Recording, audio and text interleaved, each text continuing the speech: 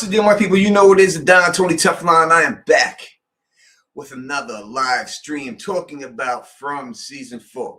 And yeah, I appreciate everybody who's out here with the Don. I appreciate all y'all. Everyone who comes out here supports me, been supporting me since season 1, rocking this, doing this, talking about this whole situation of from what's going on, what's going to happen. I truly appreciate all y'all out here rocking with the Don, 100%. You know, my familia, you know what I mean? I got nothing but love for y'all and everything else. So yeah, yes, we are the familia. We don't deal with that family stuff. It's familiar up in this piece. We don't do that. But there's one thing. Y'all gotta understand. You gotta understand something now. I ain't afraid of you, motherfucker.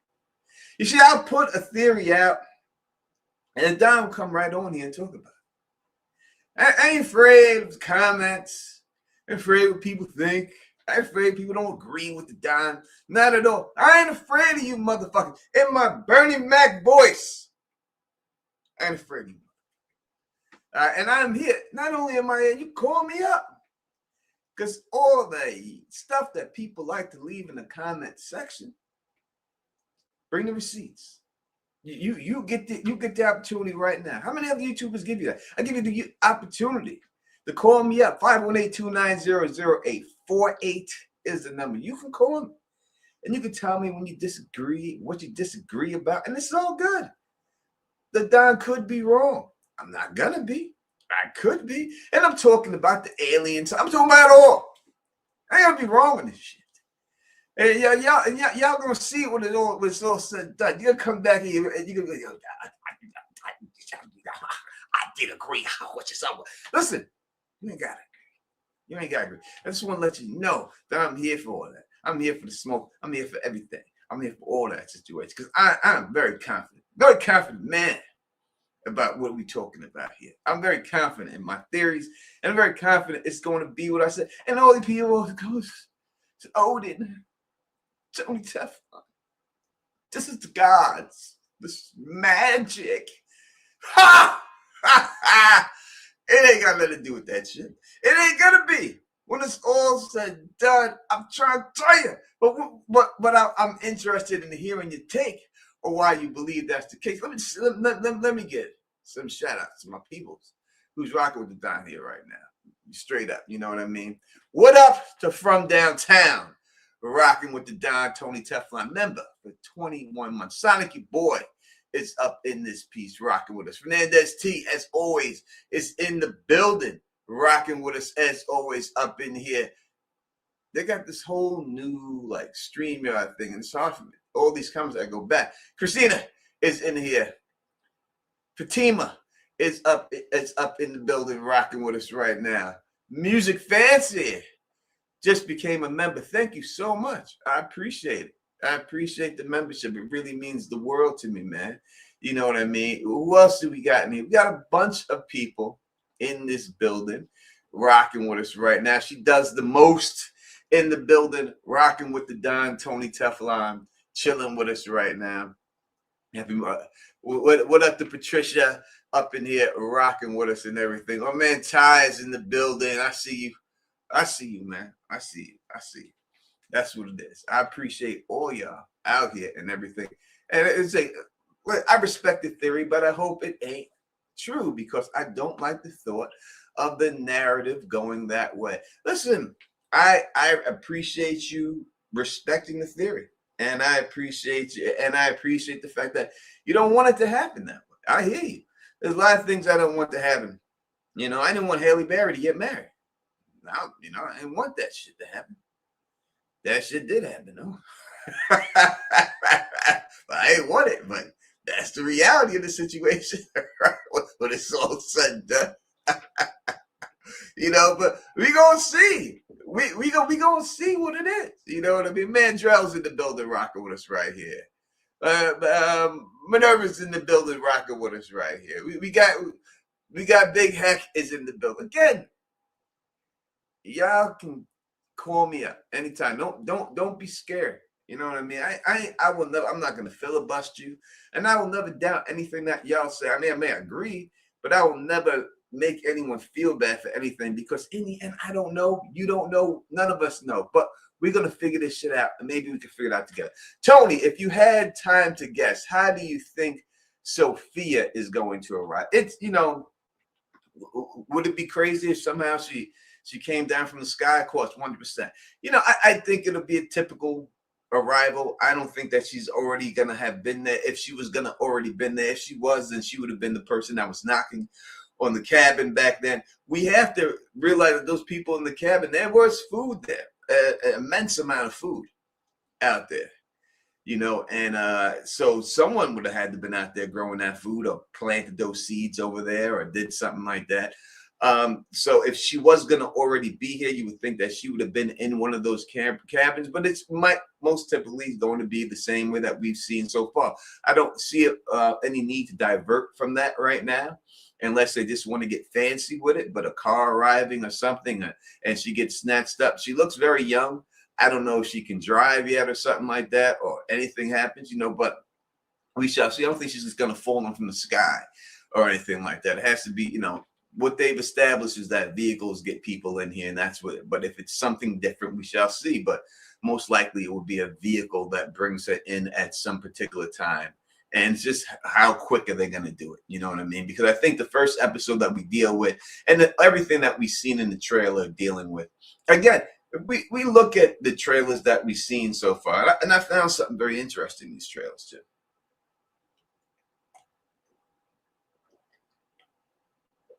Very interesting. But when we look at these trailers and we see everything that we have seen in them, it's usually dealing with some huge one. Like the other trailer was Boyd, right, inside, and the next trailer was dealing with the death of Lin Chen, Kenny's mom. Right. And now we're dealing with, I think this trailer mostly deals with the death of Jim.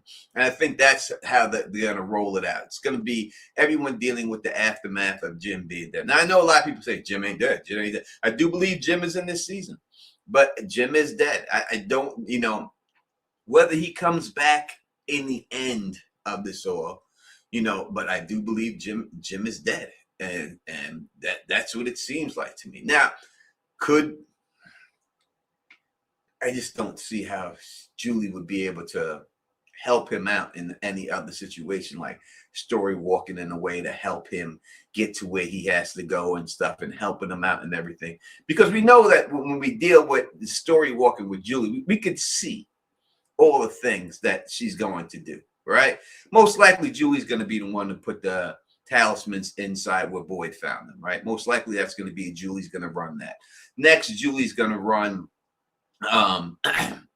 Julie it's going to plant the bracelet, right? So we know Julie plants the bracelet. We know Julie puts that in there. It wouldn't be beyond me that Julie is the reason why the animals that Boyd found to begin with will be Julie also.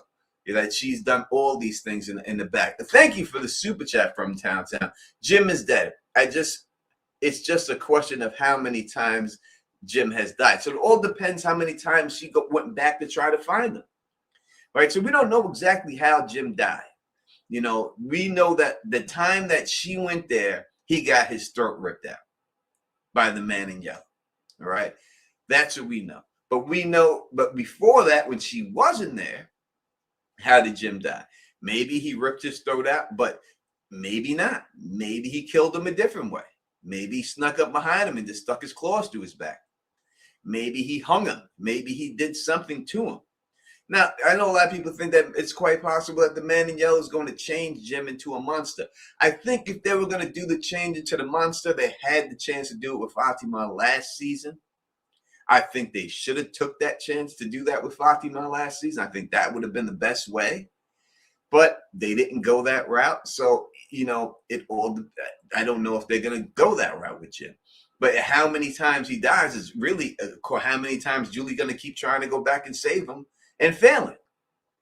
And as many times as she goes back, she's going to fail. Like, she may just keep running into him, and because she says, I think this is where it happens. Right? I think this is where or when. So I got to listen to the word, whether where or when it happens. Because if it's where it happens, then that means when Jim dies, no one knows exactly where that took place. if she said where. That means no one knows where Jim died at. They just know that somehow Jim's gonna show up dead, but they're not gonna know exactly where it happened at. You know what I mean? So if you said when, then that means they know where it happened, and she just didn't know the exact time it happened. So we have to go back and we have to check those words and see exactly what that means and everything else. Oh, listen, thank you so much. I've been here since Dexter. What show are we talking about? So I can start. We are talking about the show called From, and you should start watching it. Thank you for supporting me through Dexter. I love Dexter and always will still continue to cover Dexter. And thank you for supporting me on other shows. Yeah, I think that if you like Dexter, you'll love this show. You should give it a shot. From is the name of the show. And I hope that you do catch up and everything. New season will start soon, but you have plenty of time to catch up right now and get invested into this show. And I promise you, if you give it a shot, you will like this show 100%, you know. So she said, PR says, she said when it happens. All right. So that means that people should know where it happened. So she's saying when they still know exactly what time it happened, right? They don't know exactly what time, which kind of would not make a lot of sense for them not knowing what time that it happened. Because he walks away from Tabitha. Tabitha's got to go home. He's going to spend all night in the woods, and all of a sudden they wake up in the morning and Jim's dead. I think she would have been looking for him right then, like, oh, Jim ain't come home right now.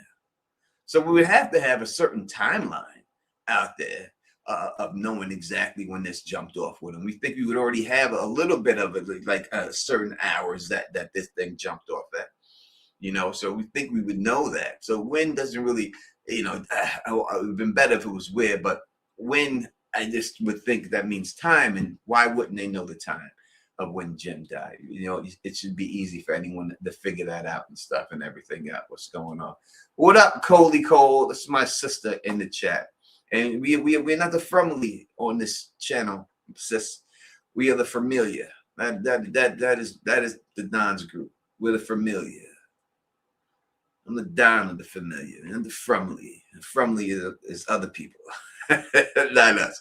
We respect the friendly, got love for the friendly, but you know we familiar over here. And that's the way we rock it. And my shorty, wrong finger. My shorty right over here. Woo, woo, woo, woo. This chick right here shouted the familiar out on the red carpet last year. You heard her say it. What up, familiar? You know, shout us out there on the red carpet. So that's why we got love for her, man. That's why we got love for her. You know, so that's who we are and everything. So yeah, when we deal with Jim and Jim's death and everything else, you know what I mean? You know, I just think that we have to understand the rules of the story walking. And the rules are pretty explicit. You can go back into the chapters, but you cannot change the chapter's events, which means that everything that you do there is already taking place. Like it's already going to happen. So the fact that she threw the rope down the boy, that was always going to happen. And she goes back there, Boyd's still going to get that rope. It may not be from her, but it may be from somebody else. But Boyd's always going to get that rope. He's going to get that rope. That's just the way it's going to go, you know. And that's what me saying the and saying that she has ruined Sarah's life. It's 100% true that she's ruined Sarah's life. It's all her fault. I'm telling you, she's the one talking to Sarah 100%. She's the one talking. Now, I'm not saying that she's the only one, or she's not just talking to Sarah. It's not just her. It's other people talking to her, but it's going to be her, and it's going to be her trying to do it in a good way. Her trying to help the situation, but every time she tries to help, she just seems to make it a little worse. And I'm telling you, she's going to be the cause of the death for baby Thomas. When it's all said and done, it's going to be her on that phone that rings that phone that causes them to look away and causes baby Thomas to die. It's going to be on her head. I listen, this is a wrap, man. I'm trying to tell you. People say, that's a wrap. That is a Rizap. If you look at the synopsis, can I let me pull up the synopsis if I can real quick. Do we have that? Let me find that from season 4 synopsis. It's the primary. The Julie. Who's saying this stuff? It's just tell Julia and the after baby boy struggle to maintain. It says from season 4 continues the horror series with the residents battling mysterious inescapable town. Key plot points include the rise of the man in yellow as a primary daytime active antagonist. Right? So that spells out exactly what we know and what we thought about the man in yellow. That the man in yellow is going to be someone who can fuck with them in the daytime, right? And that's going to be his role in this whole situation when you're dealing with them. He's the only one that can come out there and deal with them in the day. And it's going to be very rough because you would think he'd just be able to go in there and wipe the whole town out, but there has to be something else to it, right? You know what I mean? And that's it. Does this mean Thomas was going to die anyway? Yes, it does mean Thomas was going to die anyway. Whether it's the phone call that killed him or something else that killed him, Thomas was always going to die. But it just happened to be Julie calling back and everything, calling in there and everything else. Potential time travel elements for Julie and the aftermath of the creatures or origin reveal. It says aftermath of the creature's origins revealed. So we have seen the creature's origin revealed. We know that the townspeople sacrificed their children for eternal life. That is what was promised to them. And this is what they got turned into. Boyd struggles to maintain order as the town faces deeper, more dangerous mysteries and the consequences of the survivors getting too close to the truth. In the end, what it means is that the more doors that they open, and I know that that is not the one that was released by. This is this one on Google, but that is not the ones that was released by the company themselves. I have to find the exact one. If it says it, I don't know where it's at. I know they sent it to me in my email, but that's not the exact one that they sent it. That's a Google, I think, one on there, because the one they sent did not say anything about the man in yellow being the antagonist in the daytime. But that is obviously what he is, because we see him kill Jimmy's in the daytime and stuff.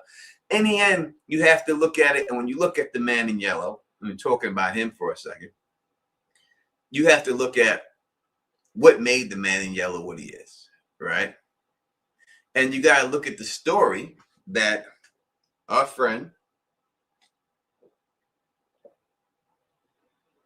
Doug Hugh told us about the man in yellow, right? And not about the man in yellow in the show, but how the showrunners came up with this man in yellow, right? And I think that is what fits everything in here with it when you look at that. So they said that one day they were driving, one of the showrunners was driving, and he seen this guy, and he was in this really nice yellow suit. And he just looked like he was on top of the world in his yellow suit, just doing this thing, dancing in the street, just looked like he had everything going for him. Shiny, bright, yellow suit. Couldn't miss him, all right?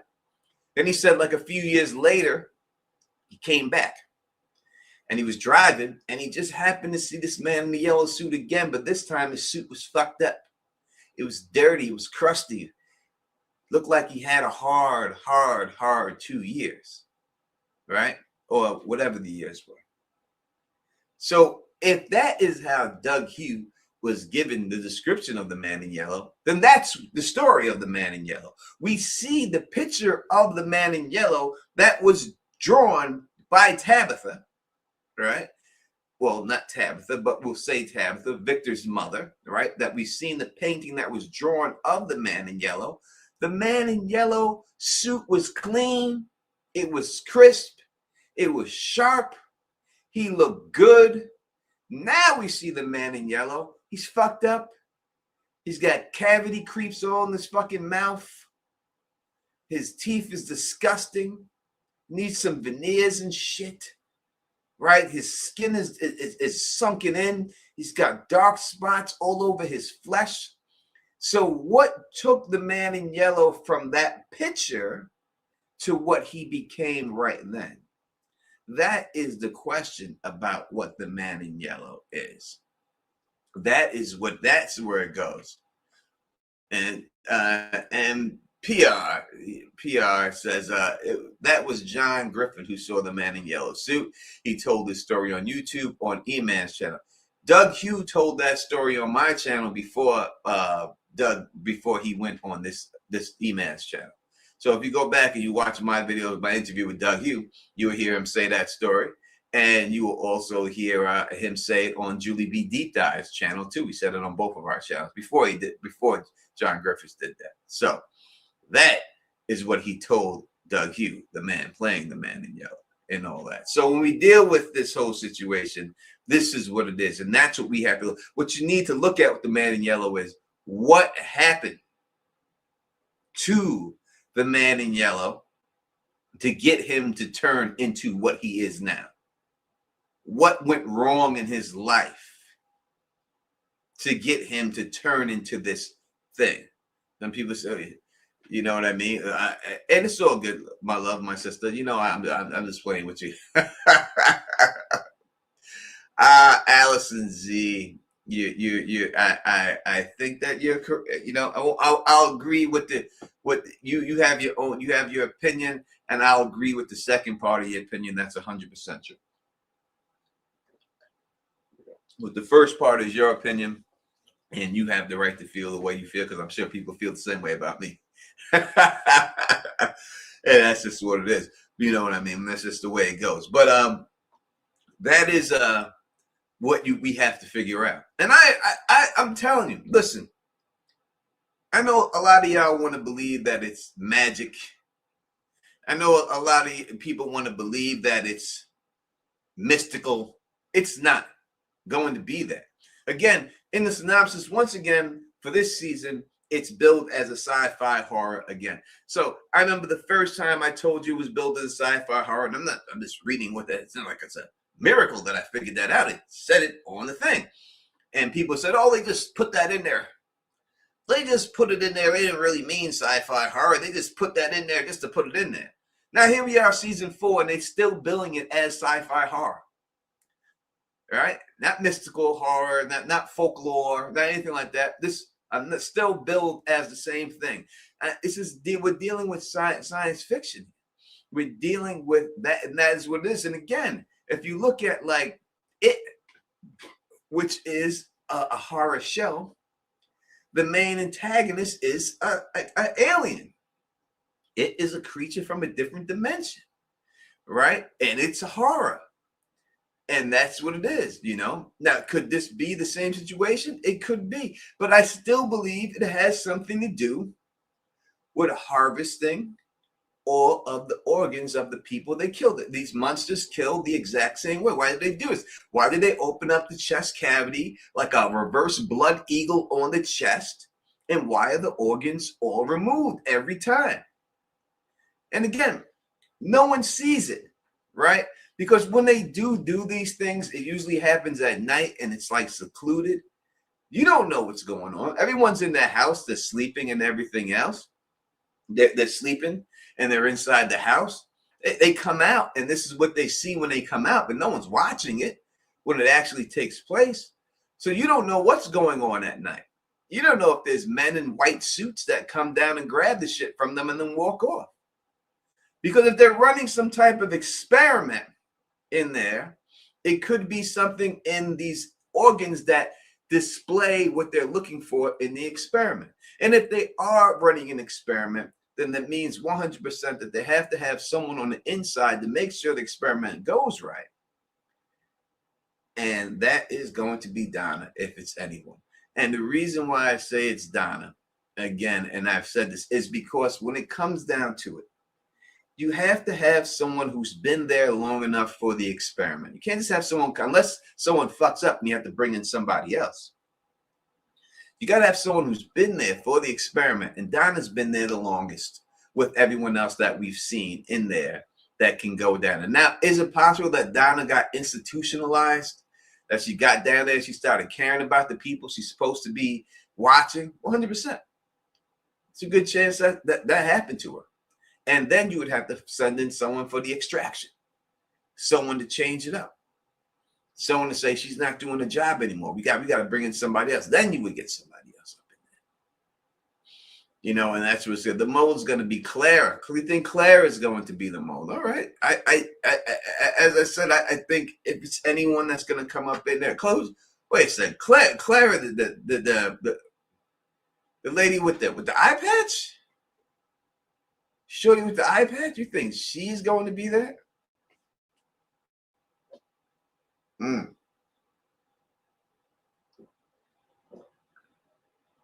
Not a big enough character.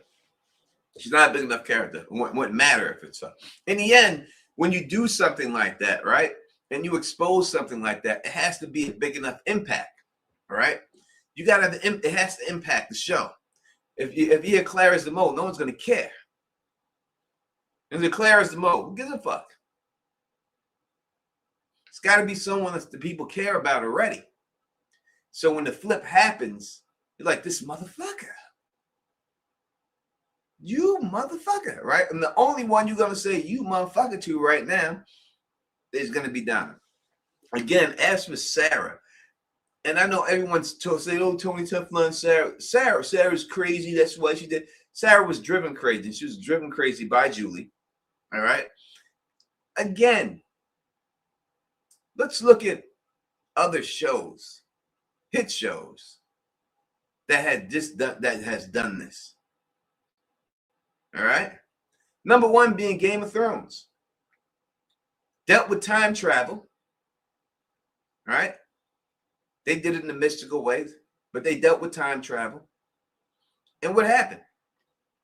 Bran, who was the hero, a good guy in the show, went back in time and went into Hodor so he could save himself in the future. But that made past Hodor go crazy and only able to say the word Hodor for the rest of his life. And what happened when that Hodor situation went on? What did Hodor do? Oh, he fell on the floor and started having a seizure. So we see that Bran from the future went into the past, took over the body of Hodor in the past in order to take over the body of Hodor in the future so he could save himself. But in that process, Hodor in the past goes into a seizure. And everyone thinks he's just having a seizure. When he snaps out of the seizure, all he could say is Hodor because he was told to hold the door. And it goes, hold the door, hold the door, hold the door, hold door, hold door, hold door. And when we see Sarah, what happens to her? She goes into a seizure, squawking or walking around. And then somebody forces her to draw a picture. And she's screaming, while she's drawing it. And it's the picture of the candy bar. Seems like the same shit to me. Maybe I'm wrong. Maybe I'm crazy. Maybe I didn't see it the way it was. But from what I've seen, it's the exact same thing. And that's what's happening to Sarah. It's not the evil person, just like it wasn't the evil person that did it to Hodor. It was the person who had the ability to go back in time and do it, who was told again. What did Blood Raven tell Bran? The ink The page is written, the ink is dry, meaning he couldn't change it. What does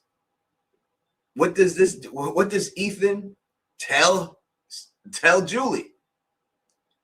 Can't change the chapter once it's already been written. I mean, it sounds like the exact same thing, just worded differently.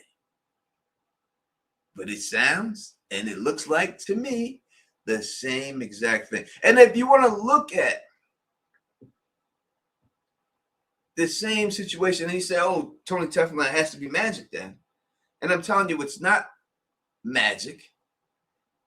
It is very easy for it to be exactly science fiction, because what we call that in science fiction is what?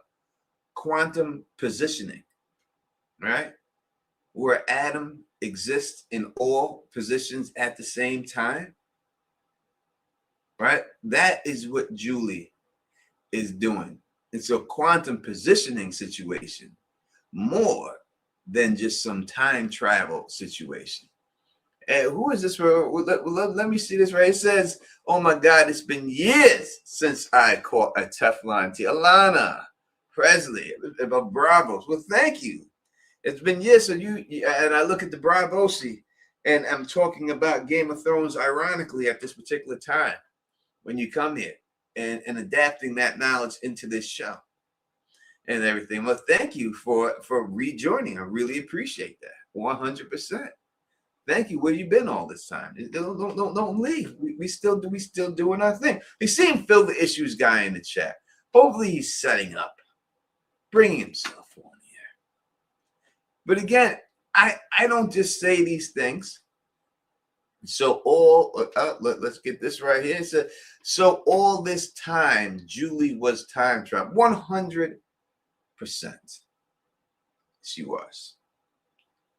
100%. Again, when we see her, the first thing we see on her is a shirt with a creature that has 3 eyes and 1 eye on the forehead. And if y'all Doctor Strange fans, y'all know anything about the eye on the forehead, well, any type of mythology with the eye on the forehead, the all-seeing eye. How do you see everything? Now, look, they say in the show, these creatures know everything about us. How do they know everything about us? You know, it's easy to know everything about the person there if you have someone from that timeline who's going back and telling you everything about it, right? Julie know all these things about these people. If Julie go in the past and goes to the past where these people are at, she can easily feed all these monsters this information. Or if Julie goes in the past and gets captured while she's in the past and they extract this information from her, then it'd be pretty easy to see how they would all know all these things about everybody. Julie know it all. She's been there. She's seen this shit. So she knows. She would know everything about them. It wouldn't be hard to funnel the information out. They'd be easily had. It's just the way it would be. I mean, just look at it. Because all you gotta do is look at the things that. Let me ask you this, Don. Go right. Listen, you can really ask me. You can call me up. 518-290-0848. 518-290-0848. Call me up. You can really ask me. But I'll read your question and do it because people are camera shy, phone shy also. People phone shy. Let me ask you this, Don. Do you think the boy in white is doing the same thing? I think the boy in white is an avatar for someone else when it's all said and done. I think the boy in white is just working as somebody else. Think about it. Let's go through it real quick. All right. If Julie was doing this whole thing because Julie gets captured by the music box and has to get set free. All right. So Julie goes and she has Sarah murder Ethan, attempt to murder Ethan. All right. Julie already knows it's not going to happen because she's already seen it. So she knows Ethan's not going to be murdered. But what that does do is allow Father Khatri to capture her, right? Father Khatri then captures Sarah after that. Sarah specifically says that the voice told her that her brother would not be hurt. So Sarah asked the question, is anything going to happen to my brother? And they lied to her and said, no, nothing's going to happen to your brother. But she killed him. Are they going to, if they wanted her to do this, would they say, well, you're going to kill your brother by accident, so then she wouldn't have went through with it. They had to lie to her. And she got mad about that. They told me nothing would happen to him. Ah! Right? That's what she did, right? So she asked the question, is anything going to happen to my brother? And then they lied to her and told her that. And she got upset about it. And why would they lie about that? Why would they lie about it? Because they knew it was going to happen. But they had to lie because they knew she wouldn't go through with it. But again, then she gets Father Khatri to take her hostage, right? Father Khatri takes her hostage. This leads to her and Boyd going into the woods. Right? So you need that event to happen in order for Boyd to take her into the woods. Or Boyd wouldn't take her into the woods. All right? Boyd takes her into the woods. We can go through the whole thing. But in the end, when they get to the woods and they get close to the lighthouse, what happens right then at that time? The boy in white miraculously appears out of nowhere, and he talks to Sarah. Never talked to Sarah before. But he tells Sarah, hey, go inside this werewolf tree. This storm comes out of nowhere, like it was a knob that was just switched to turn the storm on. All right? And he said, hey, the storm's getting bad. This place is angry. Go inside this tree. You're going to be safe. Don't worry about it. So Sarah convinces Boyd to go inside the tree. And where does Boyd end up? Boyd ends up in the well. What happens in this well? Well, we see that Julie and them are captured in the well, right? They're already captured in there. We see them in there captured. But when we see Julie walk through, she sees herself, Randall, and them captured. She ain't captured then, right? But she sees them captured. And then she drops the rope down. Martin says, Julie, he needs that rope. She drops the ropes down. Puts the ropes right down to her. So in order for Julie to get uncaptured, she would have had to do all these steps in order to get to that point. Throw down that rope. Boyd comes up out that rope. So Martin is there. If Martin is working with Julie, which, she says she hears multiple voices, and the voices specifically tell him that they're captured there too, and they want to go home. Who else have we ever heard in this show say they want to go home? The only people we've heard in the show that says they want to go home are the people in the town. That's it. They're the ones who captured and want to go home. And she said specifically, we're just like you. She said, they said they're just like us. How are they just like us? Because they're going through the same fucking thing. Right? So Julie then goes down there and frees Boyd before he gets out. Martin just miraculously is there. He is there, and when he is there, he is able to infect Boyd with the worms. What do the worms do? The worms are an ability to kill one of the monsters that was there, right? That's what happens. Boyd escapes from that. He comes back, and then when Boyd comes back, then Julie gets captured and by the music box, right? So Julie, when she went in, was already captured by the music box when she threw the rope down. But when Boyd left the place after climbing out of the rope, Julie wasn't captured yet. She wasn't captured yet. She was fine, her and Randall and Mario. And then they got captured after Boyd got released. You understand what I'm saying? So that's how Julie, so then Boyd goes there with Sarah. She goes to the spot. Sarah says the box is right here. I know the box is right here. How does she know? She can't see in there. She's not in there. But Julie walks right, if you watch, you see it, she walks right past the music box when she goes down and she goes into the tunnels and hears her mother and Victor in the tunnels.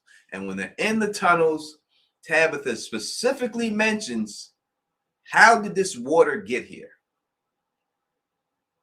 How does this water get here? She says it. She's like, what's this water? What? She notices it. The fact that she notices that means there's no other water that was anywhere else. All of a sudden, this water got here. How did this water get here? How did it get here? That's what she says. And then what does she do? She uses the water. They follow the water, and it leads them out of the tunnels. Where is Julie with Boyd? What is Boyd trapped in? He's trapped in the well. What does a well hold? A well holds water. So it's feasible to see that Julie is going to go back to that spot again. And this time it's going to be water in the motherfucker. She's going to hear her mother and them down there, know they're trapped, and she's going to use the trail of water to order them to get out. And when you look into that water, like I showed you in the video, there's a clear single before Tabitha walks over that way, footprint of a sneaker right in the mud. A tiny footprint, a woman's footprint. And I told y'all about Lady's feet, because I told you that it was Kenny's mother that was inside that cart because of the tiny Asian foot. I seen it. And I knew it had to be her. That's what it was. And this is where it's going to go. Julie's going to go back. Why would they have a well? Boy could have been trapped in anything. They put him in a well. What did they put him in a well for? Could have put him in anything. They could have put him in a chimney. They could have put him in anything. Anything they wanted to put him. But they just put him in a well. Why did they put him in a well? Because Tabitha specifically says, where does this water come from? Why should she say, out of all things to say, where does water come from? You think it's just a throwaway line? She said it because what's going to happen is Julie's going to use that to save them to get out of there. Again, the only reason Sarah knew where the music box was is because Julie told her. And then when Sarah's walking, and then you hear Boyd talk about the boy in white, he goes, yeah, we got this little boy in white, this magical little boy in white. What does Julie say? What's the next line out of her mouth? I don't think he's a boy. I don't think he's a boy. Again, who told them to go into the tree? The boy in white. When they got inside the tree, when Boyd got up in there, who was there? Martin. Is Martin the boy? Martin ain't no damn boy. Right? There's no boy there. She says, I don't think he's a boy. Who else is it then? All right? And that is what, in the end, allows Julie to be set free by Boyd when he smashes the music box. It's that right there in front of you. Now, I'm laying the map for you, laying out everything for you. Pop, pop, pop, pop, pop. Right there. That's undisputable. Anyone who wants to challenge me on that, please call me up and say it. What am I saying that did not happen in the order of events that I'm telling you? And I'm telling you, it's not magic. It's quantum. Again, right? I told you the name of it, right? Of the atoms existing at the same point in time. What does jade do? I'm asking you, chap. What does jade do? What did jade build? A what? A quantum. What? Say it again. Jade built a quantum algorithm. Quantum. All of a sudden, two people got brought in out of nowhere. Who else you think who brought that person in there? Who has the ability to do that? The first person was brought in. They brought the people in with the people in the town. Someone else brought the other people in. Jade and them. Julie that brought them in. Why would you bring him in? Because he needs to be in there. And Victor said the last time that happened, the whole town got massacred. So that means the people who wanted them in didn't want that second car in. They killed everybody. This time they tried to do the massacre. It didn't work. So that means the second person wasn't brought in by the people that brought him in. Somebody else brought him in. That means somebody else brought in Jay. Who else would bring in Jade? And why would they bring in Jade? They bring in Jade. Why? Because he's a quantum physicist. He's the one who built the algorithm. He's the one who did this whole situation. He's the one who could figure this stuff out. Now you also got to remember, look at it like this. Phil is here. I think he's in the back room. Pop on, I'm sure. Look at it like this. The original casting of Jade was supposed to be an Asian woman, right? That's what it was supposed to be, an Asian woman. And then they switched to David Outplay and made him a man. But originally, when it was written, it was an Asian woman. Let's think about it. What changes if it's an Asian woman? The quantum stuff doesn't change. The algorithm doesn't change that they invented. That all remains the same. The thing that changes is that he is now Christopher. That's what changes. Unless they were going to say that when you switch bodies, you could be a man or a woman. But the main thing that stays the same is the quantum algorithm. That's what his character is there for. That is the important part of the whole situation. Him being Christopher throws a little monkey wrench, throws a little twist on it, and makes it a little spicier because now people want to hook up him and Tabitha. But it really doesn't change the show in any way. The quantum algorithm, if it was going to be an Asian woman who was Jade and she was an auto mechanic, that changed the show. If she was going to be a roofer, right? If she's going to be an Uber driver, that was going to be Jade, that changes the show. But you're not going to make an Asian person Uber driver because Asians are known to be very smart people, and that is a stereotype. Some of them are smart, some of them aren't, but the majority of them, they're very smart. But that's a stereotype of Asian people. They're very smart. So that's why you bring them in there. That was the whole purpose of casting Asian. But instead, they went with David Outplay. They must have seen him perform and said, this guy's knocking out the box. We're going to give him the role. He's doing a great job. And that's what it was supposed to be, right? So when you go through it all and you look at what it was supposed to be and the whole situation, the only thing that wouldn't change is what they do for a living. And that's what it is. And that's the way it goes. Phil, what's going on, bro? Not too much. I'm still trying to shove some food down my belly because I just got here. But yeah, I mean, I think the main thing it changes, you kind of said it doesn't change anything about who Jade is. It just changes the connection he has with Tabitha. You know, and I mean, maybe they added some sort of connection. Maybe in the original script, they were sisters or they were best friends or something like that. And now they can kind of tie in that they had some sort of romantic thing and it makes it a little sexier, so to speak. But the actual tactics of what they are doing, what the character would theoretically be doing, is the same thing. There's nothing that changes from having a woman or a man play that part, other than just who they're. Even in that situation, they might have been lovers with Tabitha as well. You never can tell. So they might have changed literally nothing. So it might have just been a 1-for-1. Oh, okay, we saw this guy. You know, because you're right. Sometimes you get something in your mind for casting, or there's original plans for things.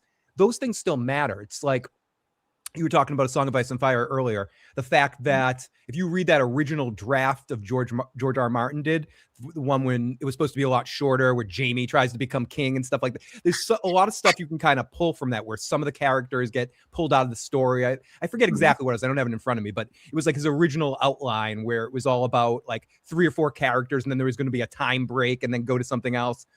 But it showed and focused who the main characters were, and then obviously things changed as it goes. I guess I'm just in A Song of Ice and Fire place, Tony, right now. No, and that's, but you have to always look at what the intention was if you're going to see where they were going, what they were planning to do. The same thing with George in his outline. He had some things that were changed, but the major plot points was the same. And that's just what it was. It was there. In fact, when I heard them, the writers of the show, describe how they write the show, they did the same exact metaphor. They probably heard it from George R. R. Martin, because he's the one who made the metaphor. Did they do the butterflies thing? No, he said, George R. R. Martin says, he goes, when I write a book, it's like taking a trip from New York to Florida. I know I'm starting in New York, I know I'm ending up in Florida, but I don't know where I'm going to stop for dinner that night. I Yeah. don't know where I'm going to stop for 2 days. And that is the exact same thing again that the show writers said in their interview. They just worded it differently. But they say the same exact thing about when they write a script. That's what it is. I feel like that's the best way to do it. I mean, obviously some shows have plans, but as the poet and scholar Mike Tyson once said, everyone has a plan until you get punched in the fucking face. So when you get a story, I think you run into a couple of traps like that. If you stick so much to your plan and you don't allow variance and stuff like that, and you know point for point what you're going to do, you run into like the How I Met Your Mother ending, where, spoiler alert, they have him meet the mother, she dies, and he ends up with Robin. Because that's what the plan they had from the beginning. And they didn't realize as the show was going on, people started to love Tracy, people started to love Barney and Robin together. So it all became sort of poo-poo and ridiculous. So it's like, you got to learn to think on your feet. That's how Breaking Bad and Better Call Saul and I assume Pluribus as well. That's who I think is the best TV show runner in the world.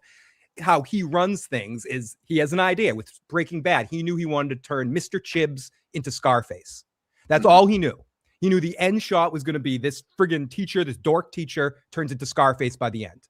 Everything else that kind of made it there, Jesse was supposed to die in the first season. On Better Call Saul, Kim wasn't even supposed to be a main character. So it's like certain things develop and change. So I love that, Tony, about this show. They may have the end point set in mind, but they're going to change and alter on their way to get there, because there's many stops between. If you and I drove cross country, if we went from upstate New York to upper California to Northern California, every time we go, we'd have a different adventure. We go a different way unless we followed a direct map. We'd have different adventures in different towns. We'd have a Roadhouse adventure. We'd have a Doc Hollywood adventure where we're in there and we bump into the bar,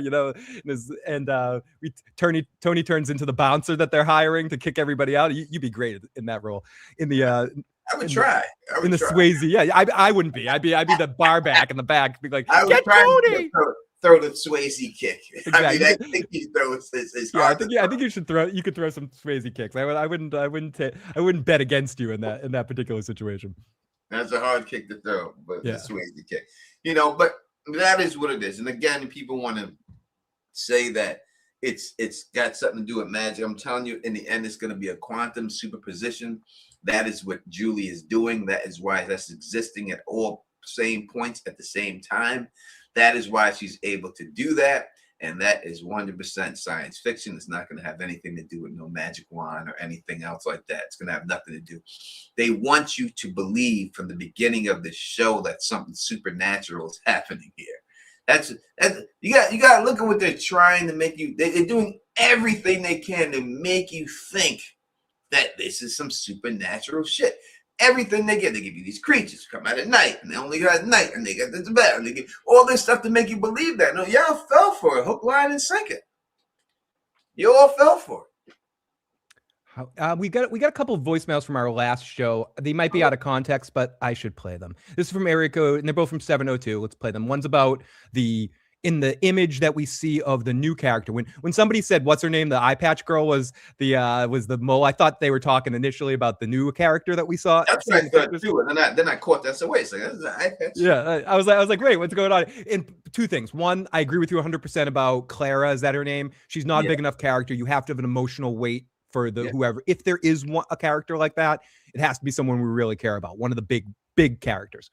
And the other thing, that other character, I think it's too much of a TV trope to introduce a new character and have that new character be the mole or be the bad person. Like if we just introduce a character that's suddenly reading a Bible and being all uptight and stuff, and she ends up being the mole, I would be a little bit like, it's a little too convenient, Tony. A little too convenient. But before you play, because this is Daryl. Daryl, he can call up and say this stuff, but he wants. But what he says. Tony, in your theory, how does Sarah not recognize Julie's voice? She does recognize Julie's voice. She says it.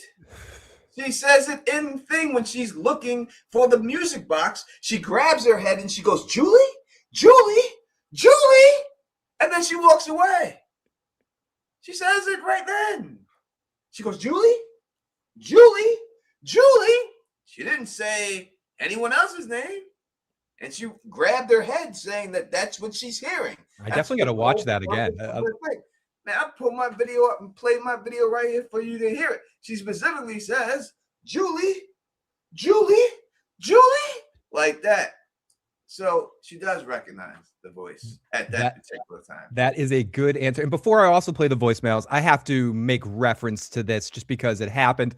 And I got to make reference to it in case this person's listening again right now. But last time you and I were on, Tony, we started getting a little bit into, and I see I'm frozen, but we got a little bit into Victor about how we're, like Victor, toughen up guy, right? Somebody made a whole Reddit post that said, I was watching a random YouTube channel. They didn't name us. They said, we're watching a random YouTube channel. And some people were trashing Victor. I think they're the most insensitive humans on the world. If they're going to say that about a character, they hate all people. That's what they said. They went on this whole rant and they come to everyone's comment that said, it's no big deal. Who cares what YouTubers said? He's like, but if they think like this about real life, they're probably horrible to everyone in their real life. No, fucking no. Stop it. Stop it. Stop. Human beings in this era. This is the problem. Let me. Human beings in this era right now. All right, they're too sensitive and too weak. They're not as strong as they were in the other eras, and it's not because it's not a bad thing. Like my generation, Phil's generation, right? We ended Generation X, and you can go back in time.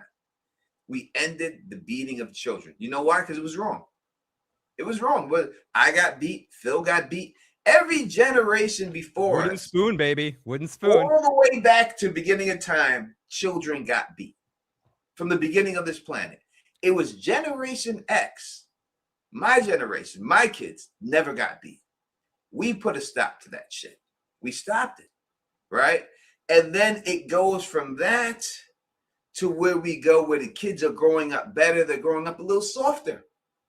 And it's just a fact. So now all of a sudden someone says something about a fictional character on a television show. All of a sudden I'm going to treat people badly. Yeah, we're horrible. We hate people. We don't love people in real life. We're horrible people, Tony, because we told Victor to toughen the fuck up. And they're like, I don't know how they function. I don't know how these people sleep at night saying those horrible things. Victor dealt with trauma, real trauma. Yes. Let me tell you about trauma, mother. If I was in that motherfucker, I'd smack Victor in his fucking face. Snap the fuck out of it, motherfucker. We all dealing with shit. We all in this motherfucker dying. Do you know if that little girl was in my house and there was a granny at the window saying, I'm your grandmother, I'll open the window, I would have hit her with a brick in the back of her head and knocked her the fuck out and said, you trying to kill us all, motherfucker. What are you doing? What do you think this is, goddammit? I'd be slapping the shit out of Porn Stash if I saw him flirting with that girl in that window. If I seen Porn Stash in there, I would have kicked him out of his ass. Dude, that dude would get his ass kicked. Get the fuck out and threw him out the window and closed it behind his ass. Drop kick that motherfucker out the door. That's what you gotta do. You're in a life and death situation. This is the way it goes. Victor needs to snap the fuck out of it. You motherfucker, fuck it. Get this. It's time to man. You hate people, Tony. You must hate people because you're being this mean to a fictional character. Fictional. He must hate people because he's not willing to man up to save anybody. What trauma has Victor been through that anybody else in there has not been? Has other people seen their loved ones die? Fuck yeah, they have. Tony, and he's getting more peaches than everybody else, too. Like, fuck them. He's getting to eat all those fucking peaches. Donna's stealing extra food for him. Like, stop it. Victor's got everything to placate this motherfucker. Everything.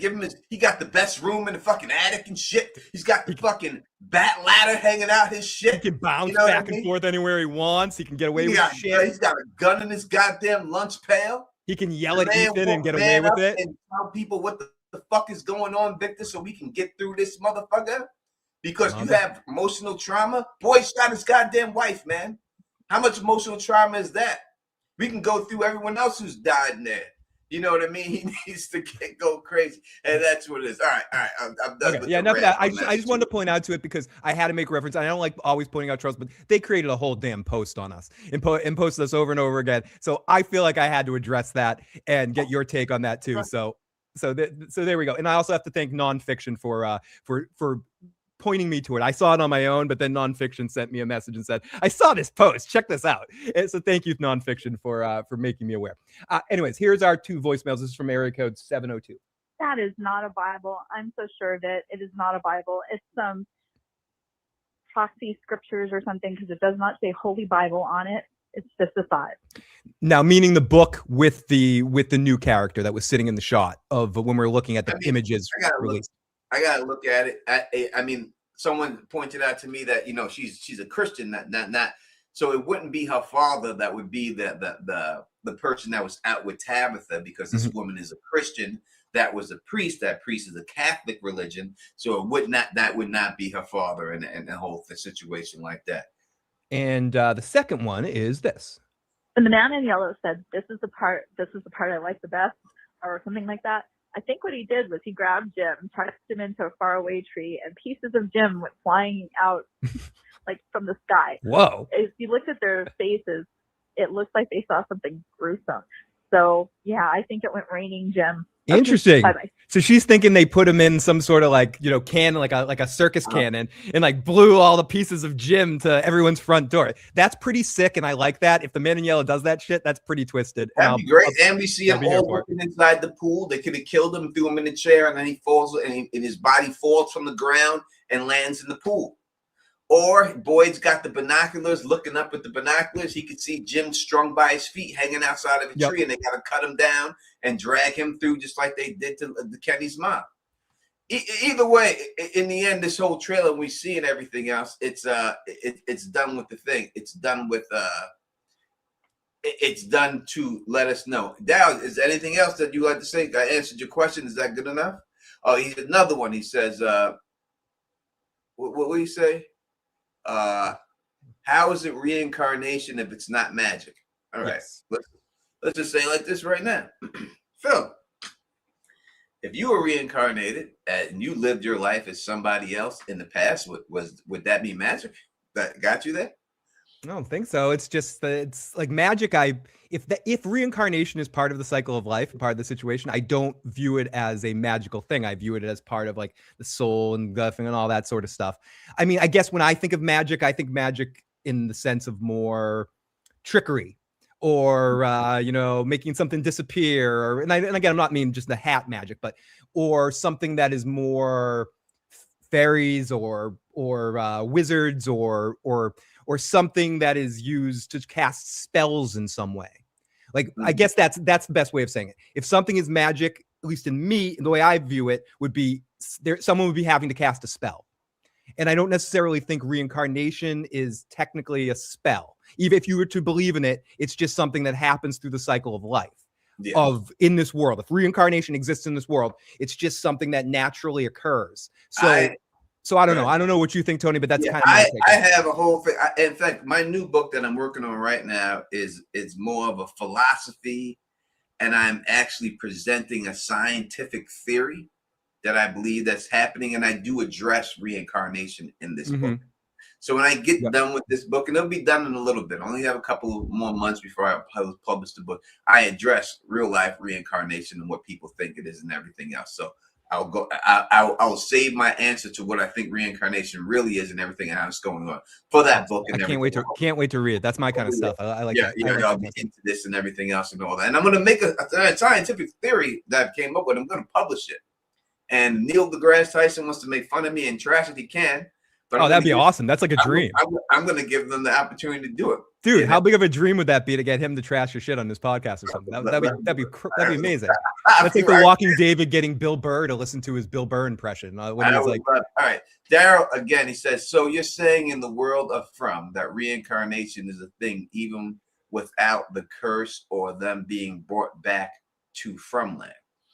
I don't understand that question. I think what he's saying is I think it's addressing what I said, that I don't think that the fact that they're continuously their souls being brought to from land, that is a spell that someone's casting to force that not necessarily the reincarnation is the magic, but the magic that the souls end up back in from town all the time. So that maybe I'm projecting, Daryl. If I'm wrong, let me know. But I think he's implying that like he's wondering about what gets them back there, not necessarily that they're recycled.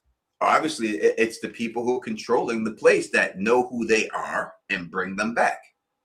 Because Tabitha comes back when she's in the car, right before she finds the bottle tree, when they're inside of the ambulance. Acosta wasn't meant to come in there.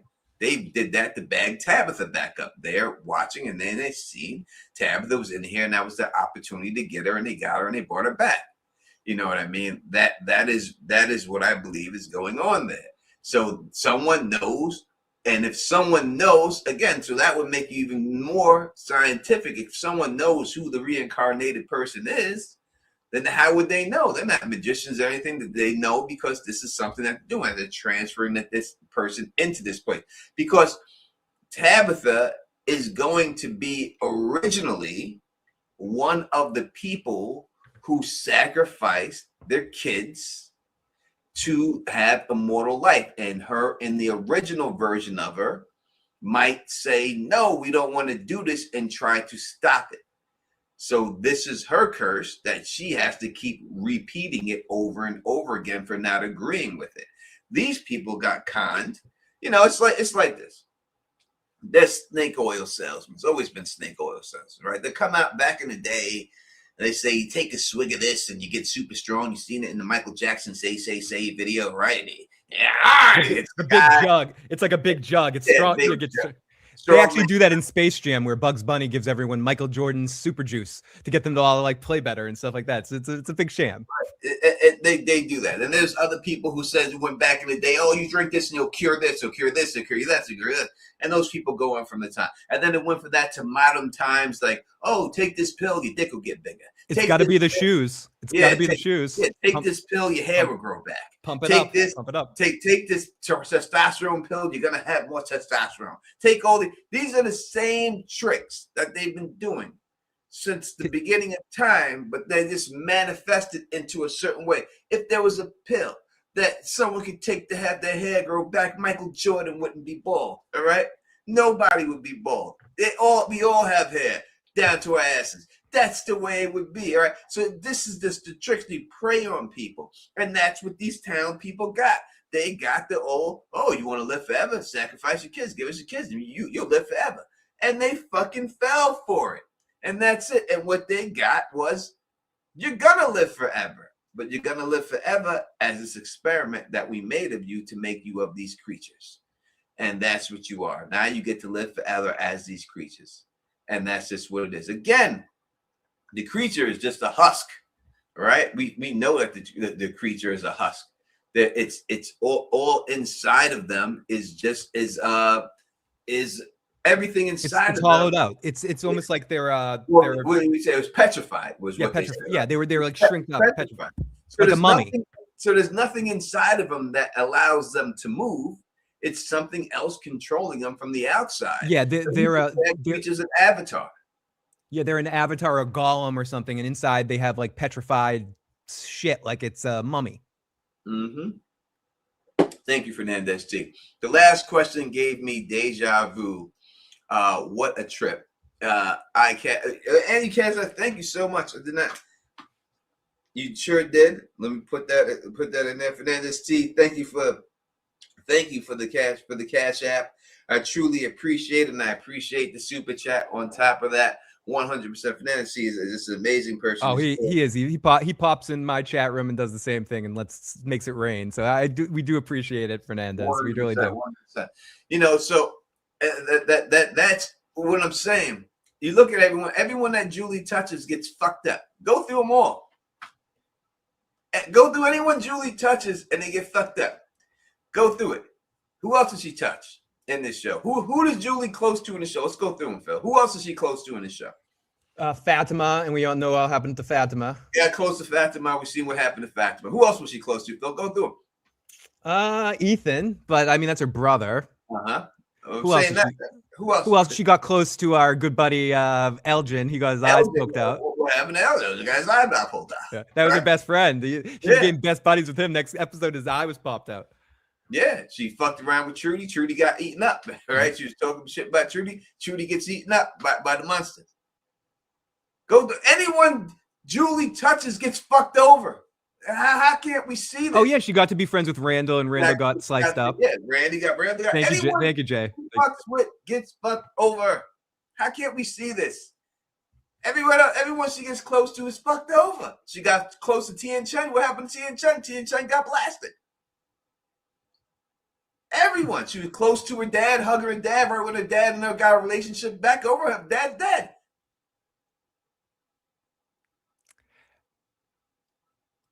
Who else?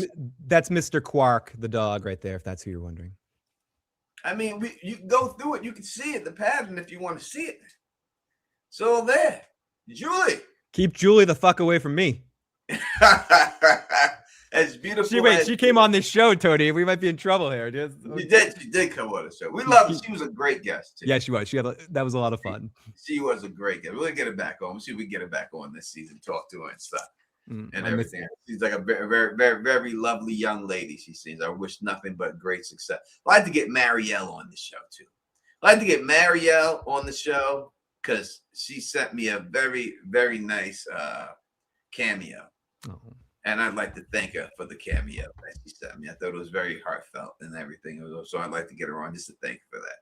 Going through a bad time at that time and everything. And my brother had passed away and all that, and the cameo really helped out. So I appreciate it. I like to get her on just for that reason and stuff. Why did they bring Smiley back? They brought Smiley back to prove that the creatures are immortal. That's why. Do you think they planned to bring him back when they killed him, or they brought him back because they were like, "Oh, we fucked up. He's so popular." You think it was the original plan when they? Yeah, I think they needed a way. I think they always wanted the creatures to be immortal, so they planned on bringing them back. And he was the most popular one to kill off to come back, and that's why they did it. You know what I mean? I think that's why they brought him back. I think that's what they were going to do. And the fans love him too. Yeah, and the fans and he's such an iconic part of the show. One of those just mild things that I'm excited for to see if we see it, Tony, is are we going to have the same problems with the alien monster side as we have with the other side? Like, is Smiley in Men in Yellow never going to talk? Or is the Man in Yellow going to kind of like command the minions? Are we going to see him commanding the minions? Will there be any interaction with him and that whole brigade, or will his mission and his thing be completely separate? You know, like he's running around the day messing with Julie and going back and forth, and we never actually see Smiley and him in the same scene. You know, like, or is it he'll be like with them, like, ha, ha, ha, I'm plotting with you guys. You know, I don't mean quite that bad, but I just wonder if we're going to see interaction with him and the other creatures, or he's going to be a separate entity altogether. Yeah, I think he's a separate creature, but I mean, Doug had said that he felt like he was the CEO. Right, that's what I'm saying. Like, is he going to be given like the brief to the other? And I'm exaggerating. I'm saying it in a silly way, but is he going to be at front of the boardroom, being like, "Everybody in Monsterland, this is what you need to do today"? You know, like this is your mission, or is he going to be very much on his own? And Doug said that to us. That was his thoughts, not what he was given for the show. Like this was when he first got the role. That was his when he played the character. That was his assessment of the character he was playing. So it's not a spoiler. He wasn't giving anything away. His, actors, when they get into roles, they have to feel a certain way about the character that they're playing. You got to know your moment before, where you've been, like everything like that. You have to sort of associate. And it isn't always what you think doesn't necessarily dictate what's on screen. Like you can play one thing just to get there. You know, you can play like, oh, I lost my sister, and you never lost your sister. And you just be like, oh, just to feel that pain and feel that edge. And that's what good actors do. And Doug's obviously a very good actor. So he has probably wrote his whole essay, probably wrote a couple pages of his own backstory for the character. And then he brings that to the directors, and the directors can kind of fill him in on some stuff.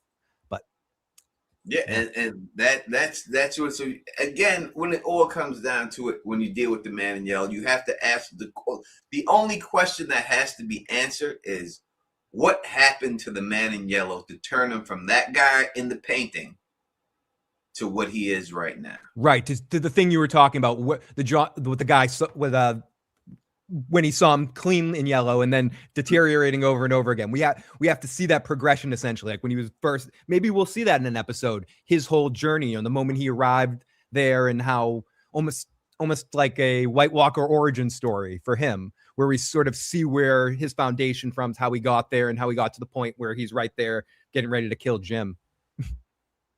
Again and again. Yeah, I really and again. want to know the reason for the red monster on the drawing in the cave and having been the nightmares. No, it was Smiley coming back. That's what the red drawing was. The red drawing was the cocoon of Smiley. That's what it is. There's no red monster. There's no nothing. If you look at that, It was monster, this little guy in the grave right here. This guy in the womb, Tony. It's just the cocoon. Yep, it was just the cocoon of him coming back. That's what it was. Yeah, and that's what it is. It's that's the way it goes. And like hate it or love it, but that's what it was. That it was his cocoon. In the end, who drew it and why did they draw it? That's the whole thing. You have to go with it. You know what I mean? You know, Victor says straight up that, oh, they like to draw too. But how those motherfuckers get the chalk to do it? Again, it seems like a Julie situation or someone else's Julie situation to draw all that stuff out there to try to tell them that the monsters come back and the children are being sacrificed and everything else that they show. It seems like a time traveling situation that Julie drew all on that wall and put all that stuff out there to give hints to know exactly what's going on in the future. And she drew all that shit down and drew the kids on the sacrifice on the thing right next to it, next to the rock. She drew all that. She put all that down there, and that's why it was down. There was no goddamn creatures drawing that shit like Victor said it was. That's just not the way it goes. That's not what it was. It was someone who was trying to leave them a hint. I believe that Julie is the one who carved the fucking numbers in the lighthouse. When you go see the numbers that are carved in there with the years, it's going to be Julie who fucking carved that shit. When you look at one of those bottles in the bottle tree, it's going to be Julie who put one of those fucking seats in the bottle tree.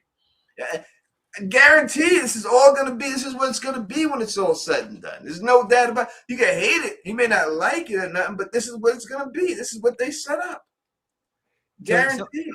Someone asked us in the live chat at some point who we think, because we've given some of our death predictions, but who do we think is going to be the first death this season? Someone asked that. Who do you think will be the first character to die this season? Jim, over and over again. Jim.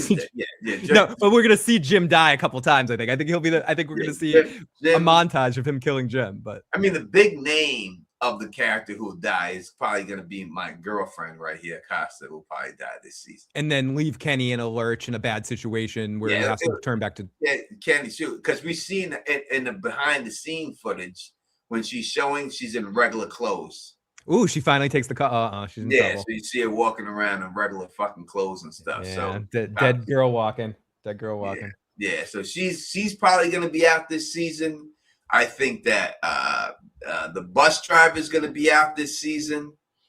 What's her name? Baka? Baka, yeah. I think she's going to be out this season. They're not going to kill Elgin because they already had the chance to kill him. But I think either Fatima or Ellis dies. I do believe it'll be Ellis that goes. Boyd needs to lose everybody. Yeah, Boyd's got to lose everything. You know what I mean? He's got to lose it all and stuff. And I'm surprised. I'm just from a standpoint of from last season again. I have to rewatch it again. And I will before the season. But just from the standpoint of when they were like, Boyd, we're not going to kill you, but we're going to break you. Mm-hmm. If that was the case, I know they targeted to go after Fatima and get her pregnant and do that, and that would be his grandchild and all that sort of stuff, and take him on a roller coaster that way. But really, the worst thing you could do to him is kill Elgin. I'm surprised they haven't targeted him yet. Or specifically gone after Elgin. I could definitely see that's something that Smiley does now that he's back and wants to sort of, because I have a feeling Julie's main adversary is going to be the man in yellow, and Smiley and Boyd will still be doing their interaction. That's why Boyd was there going when Smiley was being reborn. Like he killed him, and at least that's how I mean, I think everyone's going to be everybody, but I do think after one of these motherfuckers, they got to. It would be awesome if it's Smiley. I mean, they're going to bag one of these motherfuckers out. I don't hate Ellis. I just think that's the thing you could do to hurt. I actually like Ellis. I think he's a good character. I don't like Fatima. I like Ellis. she's all right, but not my least favorite. But Tony and I often talk about Boyd being at his all-time low. And if you want to, at this point, the worst thing you can do to Boyd isn't hurt him, isn't hurt anybody else in that town. It's destroying his entire family. Yeah. And that puts a giant red mark on his head, on Ellis's head. Like it's a target practice on Ellis's head. So I'd be surprised if Ellis makes it out of the series, but especially this season, Tony. So I'm with you on that one. Hector says, why did the monsters keep Scarface alive? Well, all right. So at the time, if we look at it, just let's not look at it let's just not look at it as what did the monsters do to him, right? Let's not look at it like that. Let's look at exactly what it caused, all right? They keep him alive, right? They carve him up. He's mad at Boyd saying, you left me out there, right? Mm-hmm. Then you get the torture of Elgin. And you know Acosta's going to drop dime on this whole situation. She's doing it as we speak. So when you have Acosta saying, you just tortured this guy, and then Randall said, well, you left me, you abandoned me. What that does is that makes everyone step away from Boyd. They don't believe in Boyd. They won't be around. They don't want to follow him anymore. And everything else. So if we look at it as that aspect, it loses trust in everyone in Boyd. And Boyd's the only one who could stop them. And that's what it is. So that would be the strategic way for them to do it. Now, if you want to say that they infected him with something, they did something, I don't know. They didn't show up. We don't know that. But just from that, it's just a way to get the town to not want to fuck with Boyd anymore. Yeah, it's like it's like a reporter turning the town against the coach and being like, you got to fire the coach. He's soiling the team. And then the whole team sort of speaks and becomes there. Someone asked me, Ellis does nothing. How do you like him as a character? Because he's charismatic. I like him on screen. He delivers good dialogue. He's got a couple of buddy teams that I enjoy. I enjoy him and Boyd have good chemistry. Him and Kenny have excellent chemistry. So I enjoy him in scenes. But you're right. His character doesn't do too much other than being Fatima's partner through the situation and having drama with her personally and some drama with Boyd. But I generally like him. Like he's a likable actor and he makes me smile when I see him on screen. I guess that's what I mean. He's not a character I'm like, ugh, this guy again. Yeah, there's some people that look at their face and I don't have any fun. Exactly. Him, I have fun. He looks like he's having fun, so I have fun through him, some people, he's not one of those people. You know what I mean? Totally. Some people are like, what's this fucking dude doing here? Fuck this dude. What is this? Sonic Boy says, Tony, would you accept the role as Acosta's boyfriend that is back home looking for her? How would you play it out? If I was Acosta's boyfriend, number one, and I was looking for her and I made my way to Fromville, everybody's going to die. I'm killing everybody, right? Like taking Shorty, me and my Shorty, we going off, we going to chill, and then we going to throw somebody out the house. Like it's not going to be like Sarah getting thrown out the house and people where I'm taking people and throwing them out the house. We're going to have our little crib. We're going to jump it off up in this piece. And it's going to be like this. We're going to keep this right here. We're going to keep this on lock. Anyone come through this door is getting killed. If Victor's dad can find Victor, Tony's finding Acosta. He's finding his way into the fucking Fromville. Yeah, it would be a wrap. You wouldn't hear from Acosta for a very long time. You'd hear her in the wind and with the windows, but you wouldn't hear from her. And then after we have done all that makeup stuff and everything else, then I'll be like, all right, baby. So all you gotta do is say, Tone, we need to go home. And I'm getting us home because that's the type of man I am. I'm not one of these dudes who sit back and just accept things, as Jay would say, and just allow shit and just get comfortable and just chill. That's not happening. My shorty's like, Tone, we need to go home. We going home. I'm getting us home, and that's just going to be. That's just the way it's going to be. I will grab up I would have already captured one of these creatures. I'm just saying it from day one. I would have already thrown fire on these creatures. It would have already experimented on these motherfuckers. Like it wouldn't have took me long to get to this point. Like it ain't going to take you to have to kill my mother like Kenny. Let's go down there and burn them all. First thing I would have said, I would have stood up there and dropped Molotovs on them from the top of the roof and then jump back inside the house. Ha ha! And just chill and see what I would have set traps for these motherfuckers. They're digging a holes for themselves to climb, hide in. Dig a hole for this motherfucker to fall in. My And problem let's is see I'd have to fight what off it down there. not being porn stashed within the first week. If she's showing up, if Molly's showing up at my window, I'm fucked. I'm fucked. Like I had already been through this whole situation because the number one thing is you gotta know how to understand your enemy, and the only way to understand your enemy is to catch your enemy. And I would have already captured one of these motherfuckers. That would have been my first thing on it. We gotta bag one of these motherfuckers up, man. We got to bag one of these motherfuckers up and get it. A couple of good questions here. Will there be any fallout towards the Boyd family over what happened to Tilly? If Elgin drops Fatima killed her, will that be enough for people to overlook him? Fatima's gone. Someone's going to find out about Tilly. It's too small of a place, and Fatima's going to leave with Boyd and Elgin to go live in those cabins. I think Tony said that too earlier. I'm almost convinced of it. There's no way. Even her in turn, even if she's not found out, and Elgin's like, I'll keep your secret. Everyone's like, keep a secret. Fatima, what we've seen of her so far, she's too moralistic. She's gonna drop dime on herself. She's gonna drop dime on herself. Exactly, Tony. She's totally drop dime on herself because she's just not gonna be able to internally handle it. Yeah, and then people aren't gonna want to be around her because they're not gonna trust. How we know it ain't gonna happen again? Yep. How we know you ain't gonna flip out again? And she's gonna be gonna understand. You got my seeds. Take them. I'm gonna go off. Grow. I'm moving on. Grow. You have my clones. Do it. And Jay asks, will Elgin's eye grow back? Fromville is a fast healing place because Jim had his whole house collapse on top of him and he recovered like it was a skateboard accident. So will Elgin's eye grow back, or will Elgin be in an eye patch as well? I think it's an easy costume prosthetic just to put the eye patch on. Oh yeah, totally. You know what I mean? So I don't think it really is gonna. It's not like he's gonna be walking around. His eyes are gonna be dangling around like this. Dude, that'd be funny if that's just a new part of his costume. Like he's just walking around with an eye dangling the whole fucking time. I think it's easy just to put the eye patch on the kid and call it a day and let him walk around with the eye patch from now on. So I think that they'll just roll with that, with him, just with that. Now, if somehow Christy can push it back in and leave it there, and then it heals on its own. I've never heard of anything healing like that, but we'll see. I think they're going to we'll at least see a scene with her trying to pop that shit back in. Yeah, well, that scene in the trailer. I missed that part. So, he's on the bed and she's walking. Yeah, so absolutely. Yeah, she goes just like that, like, oh, fuck, like, what am I going to do with this? Like, that's what she gives it. You know what I mean? That's what my urologist says before the penis culture, Tony. That's a look in his face. Oh, I got to do this shit again. Oh, fuck.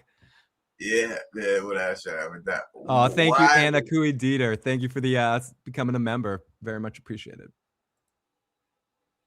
Why was Victor in the cellar where Fatima was being captured? This happened in the last episode of season 3. I gotta think back. What did she go? That he was down there, right? And distracting someone. Yeah, he ran downstairs. He distracted somebody when he was down there. He just popped up there for no reason. Victor, listen, man. Don't trust these people, man. Don't trust me. I gotta go back and actually look at the episode. I know he distracted someone, and that's probably why he was down there. So don't trust these people, man. Don't trust and think these people are your heroes and everything else and all that stuff. You know what I mean? My camera's doing some funky things tonight. This is amazing. Like this visual right here. Yeah, if you moved your head over, you could put it lined up. Yeah, I could totally. This is like some modern art, though, right here. You know, this is some like natural modern art. I kind of like this. I hope this stays. This might be my new full-time image right here. I don't know. Yeah, you can move your head right over. Yeah, I gotta just move it a little bit. That'd be perfect. Just a little bit, and you be able. That'd be great. Oh, that would be amazing and everything. Listen, we have over 130 people in the chat watching with the Don Tony Teflon affiliation. Guys, Escaping From podcast. Thank you for rocking with us and everything. We're gonna keep it going. We're gonna keep it going again. 518-290-0848 if you wanted to call in, because again, did a lot of, listen, Phil, in the comment section, people are very bold. Oh, they're tough. Telephone tough guys. Oh, not telephone. Why has everyone got a lot to say? Text tough I give you the chance to expose me for the fraud that I am, that I don't know what I'm talking Don't you want to expose Tony for the fraud that he is? Call it in. I'm giving you the chance. Call it and do it. Call it and put Tony in his place. Please put me in my place. Shut me down. Call in and do it. Or you can just call in and say hi. We'd like to hear from you, especially the ladies. We love to hear the ladies' voice. you know. But go ahead and do it. I give everyone an opportunity to do it. But it's funny that no one does it, Phil. It's funny that no one wants to say anything. If I'm contradicting something, please put it out there. I like this line by Jared here. Sarah and Fatima have been killing like they're auditioning for Yellow Jackets. That's a good one, Jay. I like that. Let me see if I have. Maybe I have some super chats to donate. Let me see if I have some super chats. Let me drop the camera real quick and see if I have. I'll still be a talker, but while I'm looking at Wolf, we got Wolf who is back from dinner. Thank you for coming back and jumping on in here. Someone asked if Boyd gets shot, and Bill answered the question for the chat.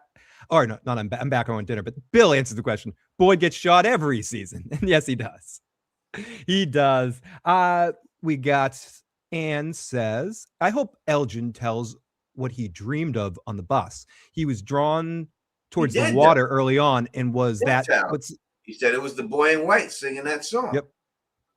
That's what he dreamed on the bus. It was nothing spectacular. We thought it would be, but in the end, it wasn't spectacular. It was just him and the boy in white singing, humming that poem, that you die at 3 shit. Oh yeah, but the Power 3 or whatever it was. Sorry, I'm thinking Charmed, but yeah, the whole 3. So much of this I forget with some of the little things that just get kind of goes through once and then doesn't really come back to, like the Anakui thing and some of those other stuff. The One-Eyed Children. Costa is going to be a problem for Boyd. Yes. Tony's been talking about this a lot, and he's 100% correct on this. She's going to come back. She's going to bust him. There will be a point in time this season. I'd be surprised if she's not the sheriff in town for a little bit. Her and Kenny aren't running things, or at least. No doubt about it. And that's sort of her. Because they had to do it because, remember, she's the real cop and Boyd's the fake cop. So they had to do it just for that reason, to prove that the real cop is not as good as the fake cop. Let's see if we can gift some members. Do I have any memberships to guess? We got Houston is asking what the number is. People in the live chat. What's the number, Tony? If Houston wants to go, 518-290-0848. 518-290-0848. If you want to call in. Unless you want to switch to yours. Either one. Either one works for me. So you can combat back. Yeah, it'll give me an opportunity to eat my pizza bagel. All right. Let's see. Do I have any gifted memberships here? I do have gifted memberships. Let's send them. And someone said, yes, because this was the first time I did the hippie activities all day. And I usually do it a lot more every day, but I was working all day today, so I couldn't. So I came home and on the stream that you saw me doing that silliness, that's the first time of the day. That's why I'm extra goofy and today. So you got me, person that called me the Dazed and Confused. You're right about that. And we got. I was just gonna say the members: Debbie Obebi received it. We got Hector. We got Bill Chill. We got Vinny. Vince Harper. Sorry, it says Vinny. Vince. I'm not gonna call you Vinny ever again. Sorry about that. We got Donna in the live chat. It does say Vinny in the live chat though. I'm not making that up. I was like, who's Vinny? Oh, Vince. Vinny. Sorry, Vince. It says that. Sorry, Vince. Debbie, Evie, Bevy, you helped me out this week, so I'm so happy that she's a member now, and everybody else and stuff like that. Vinny keeps me entertained all week with amazing reels and TikToks and shit like that, and little videos. He's amazing at that stuff. He keeps me smiling. I sometimes take shit he sends me and then I send it to my cousins and pretend I found it. I'm like, it's hilarious, and thank you, Vinny, for all your support and awesome vibes. It's fucking Vinny. We appreciate you. Okay, so this Vinny. Then I've been calling you the wrong thing. I'm gonna start calling you Vinny now. Well, he says it's usually Vince Harper. Yeah, Vince Harper. But he's changed it to Vinny right now. You were talking about Vinny. You know, we will use guys. It's Vinny. Yes. What's my take on? I'm waiting for someone's supposed to call in, so we're waiting for the call in. Whoever's calling in, please call in. Take on Duncan Egg. I would just give a real, because I don't want to go into a tangent because we're talking about but I will say this real quick about it. The thing, this is what they got to do for me if they want to keep it going. You can't get me with kindergarten humor. Like, to me, when you do the whoopee cushion joke, it's something that someone does with the whoopee cushion. That made me laugh when I was in kindergarten, maybe even first grade. So diarrhea jokes and stupid jokes and fart jokes and things like that it takes me out of the show. And I wish they would just get away from, you're going to do humor, do adult humor that's actually funny, not childish humor like that. So I don't like anything like that. As for the episode itself, it was an amazing episode. I think they got away from that for the episode. And I thought it was an amazing episode. Is it the greatest episode in the Game of Thrones universe? Not close, but it's good. It's one of the better episodes in season 4 of Game of Thrones. Well, yeah, of course. But I mean, I'm not going to say it's like better than season 1. It's not Blackwater. It's not A Hard Home. It's not Mountain versus the Viper. No, it's not that. I mean, it's good. It's very good. Very good. Especially it's only a half an hour long. You did a great job. They packed a shit ton in that half an hour. Well, they did fucking I'm not gonna keep talking, but they did 15 minutes of a flashback, which I thought was a little long. It was that could have been cut a little bit. It could have. We were talking about that a little bit. It could have been cut a little bit. And we'll try to do like a whole thing when the season's over and do like a whole season look back when we can watch it as a 3-hour movie like it should have been fucking released to begin with. Yep. 100%. So when we can watch it after next week, we could all watch it. Maybe we can get Gray and Bridge on, and we'll have like a big discussion on it or some shit. We'll see. All right, listen, 518-290-0848 is the number to call in. Don't be afraid. We want to ran. Very afraid. You talked about it and everything else. I'm giving you the chance to come on here and expose the Don. You know, like Jubilee, you get to go on there and make your case and expose these people. Jubilee me. I'm so bad. I'm such a geek. I thought when you said Jubilee, I thought you were talking about the X-Men character. I'm like, Jubilee, the X-Men character, Tony. What are we talking about now? I love X-Men 94. That was a great show. What up, Tamika's Den, and what's up to Can't Duck This up in the building, Rockwood. Make sure you subscribe to the channel. You know, you're in here, 129 people. I would hope all 129 you subscribe. Make sure you thumbs up the video. 130 something people here right now. Make sure you thumbs up the video and everything else. Or we really truly appreciate it and all that good stuff. So when we deal again with season 4, the man in yellow coming out and attacking people in daylight would be terrible because now no one can go outside at all. So they have to have some type of caveat to it, right? There has to be something, because he can just stand outside there and then no one gets to go to the diner anymore. No one gets to go anywhere anymore. So it has to be something else. Yeah, he can't just have free reign. It would just be Murder City. Yeah, he can't just be like Debo, just sitting outside your house waiting for you to ride. Give me your sandwich. Give me your fucking sandwich. Yeah, you got something for me. I know what you got. I know you got something for me, Craig. I know you got. So it has to be some type of caveat that's going on there. Like maybe he's only in the woods. You know what I mean? Mm-hmm. Like he can't come. Yeah, he has maybe with. Some part of me, and I think you've said this, whether it's the song or whether it's the disturbing of the like when someone moved, when they went to the camp area, someone moved the barrier that seemed to be like having a perimeter or something in one episode, and someone like move a totem or something.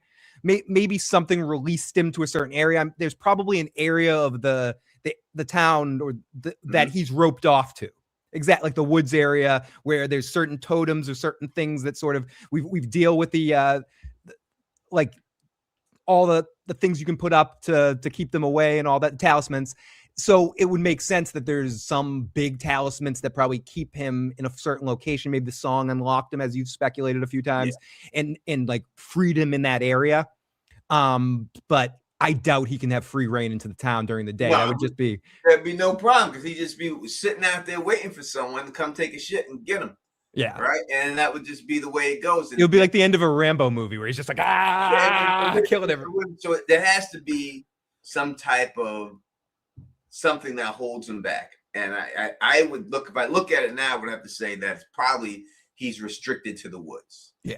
That makes sense. He can only be in that area in the woods. He can't come into. He could send the creatures at night into there, but he can't go in there or something. He has to stay around that. And this now, going into the woods, he can get your ass for going in the woods. You try to go over to the other place to get food, he can go over there and get you for going to the other place, and then that would be the danger you have to deal with. to build on what Minerva's saying here, daytime is no longer safe. The men in black can walk during the day, like you said. But do you think the nightmare monsters will still only be able to come out at night?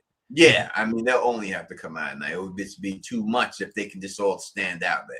You got to keep that consistent. You have to be that. And I think the man in yellow would. It's almost unless the man in yellow shapeshifts and poses as a townie. Now, listen.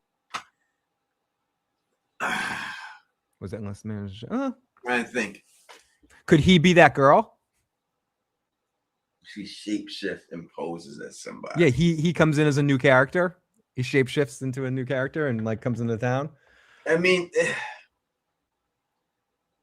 they could do it, but how effective is it anyway? So he shapeshifts, he turns to a character, he goes into town, then he kills everybody at night when he's inside the house, and then turns to somebody. Yeah, he spies on their plans. The only way that would work legitimately, like if putting another mole in, if there already is a mole, that's beside the point, but putting another mole in or having the main bad guy go in there as a spy would only be effective if they're close to getting out or stopping this thing. Like maybe because Tabitha and Jade figured out everything, he has to be more proactive, and that causes him to have to go into the town and do something like that because they're on their way to try. They're close, but they don't know it yet to figuring this whole thing out. So maybe he's coming in to run interference. That would be the main reason, Tony, that he would come in to stop progression. That'd be the only reason to sort of add to it. Back again? We mean run the trailer back again. Look at the pictures of the trailer again. Yeah, I think that's what they mean. Maybe I don't think we can play it live on the air just because the video will get flagged and taken down, and it's just not worth it anymore. Wait, I can put the pictures. We're not a big enough. My channel and Tony's channel, even though Tony has 100,000, we're not big enough to get away with that shit. Only the millions channels get away with that for some fucking reason, and and no one blocks them. It's like, emergency asshole does that, and he's like watching the whole fucking trailer. No one stops his ass. But if Tony and I did that, our channel's getting a flag. 100%. 100%. I'm sorry to bitch about that, but yes, it's 100. I'm still pissed about that Saturday Night live stream I did where I got a flag for listening to something. It wasn't the audio. Whatever. I'll shut up. No, they'll do it. You know what I mean? They'll do it. They'll do it, Tony. Yeah, so I can't run the trailer and stuff. We would love to, but we just can't 100%, do it. 100%. I would love to do it, but they'll break it down and stuff like that. I've seen it happen too. That's why I don't really do a lot of Game of Thrones stuff, because HBO's known for that shit, man. Oh, they suck, dude. With those trailer breakdowns and shit like that. Now you got to just like show 2 seconds of it and go. That's it. They if you're not a big channel, they bash your ass. Yeah, everyone knows what I'm talking about when I say emergency asshole. You guys know what the fuck I'm talking about. And yes, Sonic, thank you for the empathy. It was fucking messed up. Debbie and all of them know exactly what's going on. I'm good now. Yeah, Debbie knows what the fuck deal is and everything else. Debbie knows what he's talking about. Listen, man, these people is fake, man, and that's just the bottom line. Like I'm not gonna diss other channels and stuff like that because I'm not into that. I want everyone to make their money, but channels like that. I will say one thing about him is that he stays in his lane. He covers the type of shows he's been covering. He stays there. Unlike like new rock stars who will cover fucking anything. They don't give a fuck just to get the views. They're supposed to be a comic book channel, but they'll do anything. They'll do Super Bowl commercials, do any show that comes out. They'll do the pit, they'll do anything. It doesn't matter as long as the views keep coming in. And those fuckers, their algorithm is so high that they're like Walmart, and they shut down smaller channels from trying to book their own thing just so they can get their own thing. So I got no respect for motherfuckers like that and people like that at all. Like I got no love for that motherfucker at all, and the whole crew. And they do the All-Star, then they bring in a Puerto Rican woman to do the Bad Bunny stuff. I ain't never seen that Puerto Rican one before. never again, Tony. Either they hired her for one day.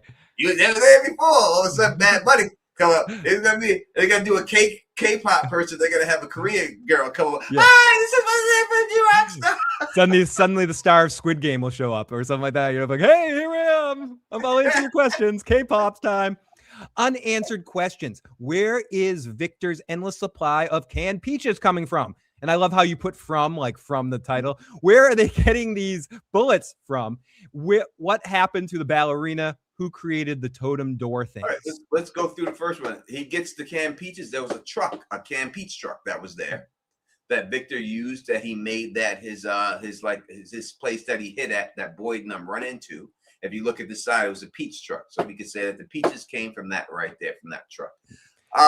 Where are they getting the bullets from? I would say that the bullets are from the Magic TV bullet place. The Magic TV bullet place. Whatever guns they got had bullets, and that's just what it was. Do you ever notice that in TV shows, Tony? This is just a TV trope thing. Some shows care about bullets. Some just ignore that they ever are a thing and exist. Some shows, they're very selective. Like, we have like 5 bullets. We have to be very careful. Some shows just yada yada the bullet thing. And they're like, yeah, guns are just endless, right? Like, there's no such thing as like an empty gun, right? Like, there's bullets constantly in them. But, it's never empty. It's never empty in a show. But this show's never once talked about ammo that I remember. Never once talked about not having. No, never at all. What happened to the ballerina? It got destroyed when they destroyed the music box. Yeah, it was this manifestation of the music box. The music box was that. And Hugh created the totem door things. You're talking about the things that From has, that they have in the house, or the totems outside of the cabins? That would be the whole thing. The totem at the cabins is different than the totem and thing. Again, I talked about it a little bit earlier. It's going to be Julie that puts them in the wall that Boyd finds when it's all. Who do you think Julie also created the talismans, or had some? I don't know if she created them, but I know she stashed them there in the wall like that for Boyd to find them. I guarantee that's what they're going to do, because they're all just perfectly put in order on the wall right under there. It's going to be Julie who put them there. So it's going to be Julie who put the fucking goats out there and everything else and all that. Boyd comes back with a goat. It was Ethan. Ethan was in love with the goat, right? That was the whole reason why Ethan wanted to go out there, right? And Boyd, the first thing that Boyd finds is that goat. So it's going to be that goat. Julie's going to be the one to put that goat out there. That's just what it's going to be. That's just the way it goes. I know how they're getting bullets, Tony. Out there, this is Ethan. This is Eugene. I'm looking at the bullets here on The Walking Dead here. Yes, I do think the dude from The Walking Dead with the mullet has come to a lot. From land and is making bullets in the background. Maybe somebody is techie enough that they're making bullets. Yeah, no, they ain't got that much tech in them. But you gotta have the gunpowder. Where you get the gunpowder from? Yeah, that's like I said. They say, "Oh, you just magically find." They did a whole. There was a character that did a whole thing in The Walking, but it was a lot of work. It took him a lot, and he was like a big commodity because he was like the only guy in the entire Walking Dead world that could make the Eugene. House of Black Hiker says, "What if this is a form of purgatory or a spiritual reckoning?" So it's not purgatory. That was debunked by Father Kotchery in the show. He said it specifically that this is not what it is. So what they do when they put those things in there like that, and they have the characters ask the questions, and then the other character answer, they know that that's what you're going to think. The showrunners know. They already anticipated you thinking that, so they want to dispel that. But then people still don't go with it. But the showrunners themselves has come out after and said that's not the case. Mm-hmm. But that's why they put it in the show. They put that in the show so that you know that that's not. Because they knew, all right, what are people going to think? They're going to think it's this. Let's tell them, make sure they know that this is not what it is. So we'll dispel that, have Tabitha say what the viewers are thinking, and Father Kotchery tell her that a lot of people have thought that, but that's not the case. So that's not purgatory. A spiritual reckoning, it depends what you mean by spirit. I think if they're going by what you like, if they tried to sacrifice kids to live forever, to be here and stuff like that, it could be that they're stuck in the infinite loop of, like the parents burning Freddy and then Freddy killing their kids. It's like they're in this sort of loop of they cause their own reckoning by doing the first thing to begin with, or like the Children of the Forest, spoiler alert, Children of the Forest creating the White Walkers, and then the White Walkers, like that sort of thing. Like the thing you create is what ends up destroying you situation, but it could be something like that, I guess. That's what the man yellow can't come out of the woods. It's just the town people. And you have to balance it. It has to be balanced. If he's coming out in the daytime, it has to be balanced. So the only way to make it work is if he's in the woods and you're looking out and you can see him and these Boyd's going through the binoculars and he's waving at Boyd, letting him know I'm here. I'm out here, but you can't come out here. 6, grab your crucifix. But eventually, if the ground is still poisoned, which I do believe it will be, then eventually they're going to have to go back to that village for crops and get food. So you're going to have to go face them. You're going to have to get out there. You're going to have to do it. There's no way around it. You're going to die anyway. It's like when I was a kid and I had this scary cat that used to hide under the table. If you went to the kitchen, you had to deal with getting attacked. So if I want to go to the kitchen, I want to get the food, I have to deal with a crazy kitty going after my legs. So that's what they're going to have to deal with, the little man. Yeah, I'm saying Julie causing Thomas's death is so brutal. I guarantee that's what happened. There's no doubt about it. I mean, they say like, if I had the synopsis, you have the synopsis that they sent out, Phil? I did have it. Let's see if it's saved in my like history type thing, because this is. Let me see. I don't. But let me see. They basically say it in the synopsis, like they give you a hint that that's what it's going to be in the synopsis. I just don't have it at this particular. Oh, I might have. Let me see. Let me see if I can find this press release. I hope we see Eloise this season. I think Eloise is alive. Oh, I got it. I got it when you're ready, Tony. All right, let's go with it. Today, MGM Plus shared its first look of the teaser from the highly anticipated blah, blah, blah, blah, blah. In season 4, the closer the residents of town get to the answers they seek, the more terrifying their search becomes. Who is the man in yellow, and what does he want? Will Jade and Tabitha's revelation be the key to finally going home? How much longer can Boyd hold the town together, even as his body and mind are falling apart? And what role will the town's most recent arrival play in the events to come? Season 4 will open doors that some in town will end up wishing having remained closed. Yeah, so yeah, again, the last line right then opens doors that they wish to remain closed. Julie opens the door to try to save her brother, and she realizes that she's the reason why he dies. Yeah, and she wishes that door would have remained closed. It's pretty point blank right there for Julie. You know what I mean, and everything else. You know, so I think that's what's going to be. She's going to be horrified that she thinks she could save, and then she calls the phone, and the fucking baby falls off, and it's really because she called it. Oh, that'd be so horrible. I mean, horrible in a good way, but horrible for the emotional aspect of it. And I just want to say again, we talked about this last time.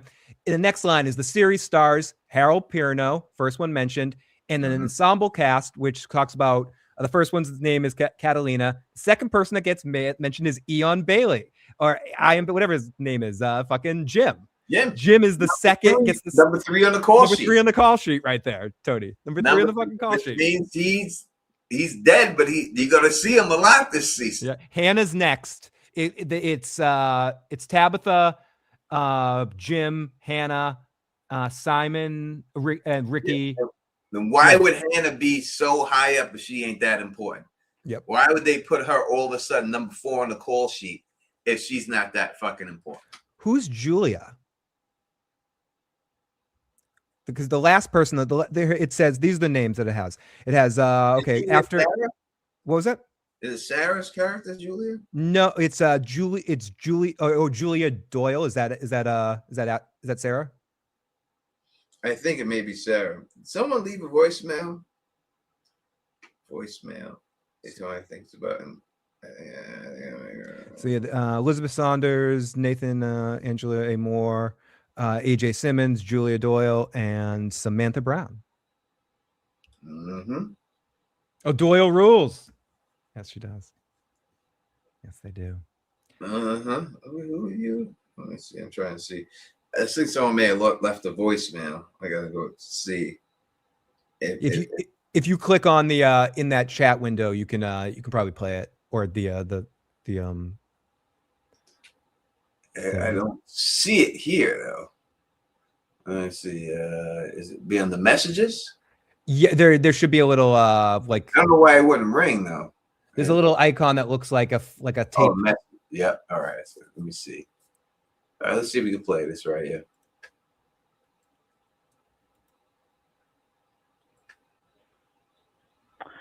Hey, Tony. This is about your alien idea. I think we might be able to agree on that. I think it's more of an interdimensional being type thing. It's semantics.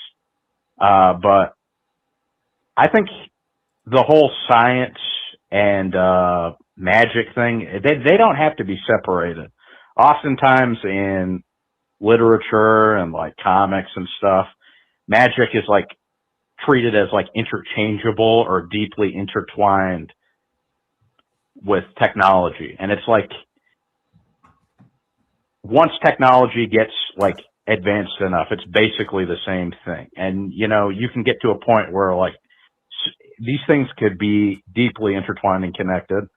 And I think like this could be whatever's going on in From, it could be like something in H.P. Lovecraft's work, where you have these like interdimensional beings and the great old ones, and like the esoteric order of Dagon, and so many different stories where like these monsters, like the monsters we see in From, are like physical, but their gods could be on a different plane of existence, you know. And you have ideas like the abyss, which is like a spiritual, psychological, like existential void, and it's like a bottomless depth, symbolizing like the unknown and chaos and the unconscious mind. And I just feel like that really ties into what From is. So it doesn't have to be one way or the other. Chaos is allowed. You know, you have like all right, let me start. It does have to be one way or the other. I appreciate the phone call. It does have to be one way or the other. I mean, this is not Doctor Doom or Marvel, where you have technology, or Masters of the Universe, where you have technology and you have magic. This is not what this is at all, right? So I think about it like this. Let me give you. There was a war that was being fought. I forgot exactly which war it was. And during this war, the American troops and everything else were fighting in Africa, right? So they had to build like airstrips and everything else. And these African people that were there never seen fighter ships before, anything like that. So when the Americans landed, they landed and they gave them all these food and everything for the use of the land and everything else and all that stuff. And then the war ended. After the war ended, these people who lived there used bamboo shoots and all other shoots and made like a whole bunch of these planes and put them out there and started worshiping them and saying that they were their ancestors from the future who were coming back. And they did whole rituals around these planes and stuff that they made out of the stuff that was there. And again, it's just people who haven't seen it, and it looked like magic to them because they have nothing to compare it to. And that's what's going on here. These things look magical because you have nothing to compare it to. And that is what it is. And so I do believe it's a more situation like that. I do believe the interdimensional stuff and everything else, 100%. I can go on with that. I feel that whole situation can be that. But it's, I don't think that it's magic. I think that, what do they say? Magic is just science that's not been discovered yet. So if you want to look at it as a fact of magic being that way, that it seems like magic until scientists analyze it and show you exactly what it is, I think that's the way it goes. So I don't think that it's literally per se, snap, there's nothing, and then something comes out of nothing. That's magic. I don't believe that it's that at all. I think it's all science-based. That looks like magic. I don't think the faraway trees are some magical ass tree that transports you. I think it's a teleportation device disguised as a tree to blend in with the scenery that they're using there and sending people around. That is a wormhole capturing device that they're using wormhole technology to zap people from here to there and anywhere else. I think it's magic. I think it's a wormhole. And that's what I think when it comes down to it. So there's a good episode of, we'll see.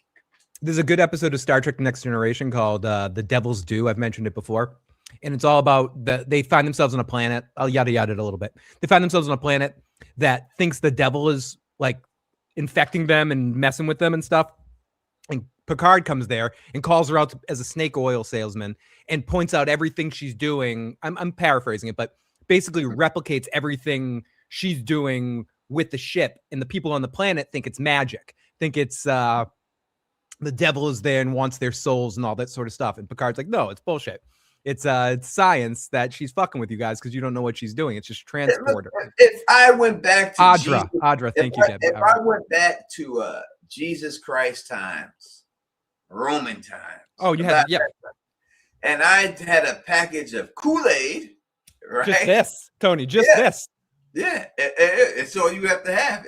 But if I had a packet of Kool-Aid and I said, I'm going to change this water into fruit juice, and I sprinkle my magic on it, and people be like, oh my God, he got magic. He turned water into fruit juice. This motherfucker, he did it. They wouldn't know what to do. They wouldn't know. It's just the timing and people who are seeing it, and that's just the way it goes. You know what I mean? That's just what it is. And thank you, Houston Black Hikers. We really appreciate you for coming through and everything else. You know what I mean? But so I just don't think that that's what it is and everything else and all that. But we'll see what happens. You know what I mean? Who or what is using the wormhole technology, Tony Teflon? The government. That's who's using it. Running this experiment. It's really that simple. I've said this before. Phil knows I said this. I made videos on it before. I'm not backing off of that. And you also think that it's possibly something to do with something Jade designed for the government to create this sort of thing. Design the algorithm that allowed them to have wormhole technology. Within this technology, they were able to capture aliens. And when they captured the aliens, they're running experiments on human beings with alien DNA. And that's how they transform these people into these creatures. It's an experiment from the government. They went back in time with the wormhole. They told all these people, hey, we'll make you live forever if you give us your children, because they wanted to experiment on them. And the people said yes. And they infected all of them with this fucking stuff. And that me or you? That's me? That's you. All right, let's see. Now I'm in the wrong spot. All right, let's get you. From Rose. To accept, press 1. To send. What's going on? You rocking with the Don Tony Teflon and Phil the Issues guy. Hey. Hi, Phil. Hi, Tony. This is Rose. I was just calling to say hello. How are you? I'm good. I have a question. When you say Julie is gonna story walk, do you mean like physically story walk, or like Bran in Game of Thrones, where she's like just calling people's name and influencing stuff to happen? Bran did. I mean, it's more physical because we've seen her talking to Jim, and Jim actually touched her and stuff, right? So, and then we seen her grab Boyd up, and Boyd grab the rope and throw it down the Boyd. But even when she was there, she did see herself chained to the wall at the same time, so she was in both places at the same time. So, but yeah, so it'll be a more physical situation like that. So if she's running around doing all these many things, like she's going to be responsible for the talismans and, all the stuff that you itemize, like, is that all do you think it's all going to happen in one season? Like, how is she just going to like take Red Bull and just run around town, or? Well, it doesn't have to they don't have to show, they said they're going to show the origins and go back in time so that they could easily montage a certain thing or flash back like they did with the rope, right? That's how they did the whole thing with the rope. You could have somebody else going in to show Julie do it beforehand. They showed Boyd in there. We seen the rope come down. People didn't know how the rope came down. And then they did the whole flashback. And then you seen Julie was the one who threw it down. It could easily be a situation like that they show Boyd go inside the thing. But before Boyd gets in there, you can just see Julie walking in there, and she has a whole handful of talismans that she stole from a different time. And now she sticks, you see Julie stick them in there, and then she walks away from it. It would just be something simple like that.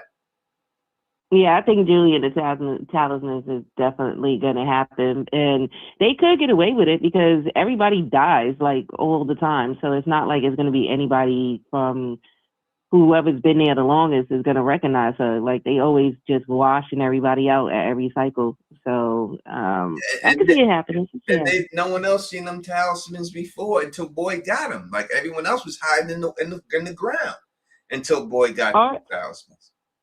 what is depicted on the talisman is the same as the talismans outside of the cabins, like those statue things? It looks similar to it. It looks like the ones that are outside the cabin are a little bit more detailed and Yeah, stuff. same kind of design. Mm-hmm.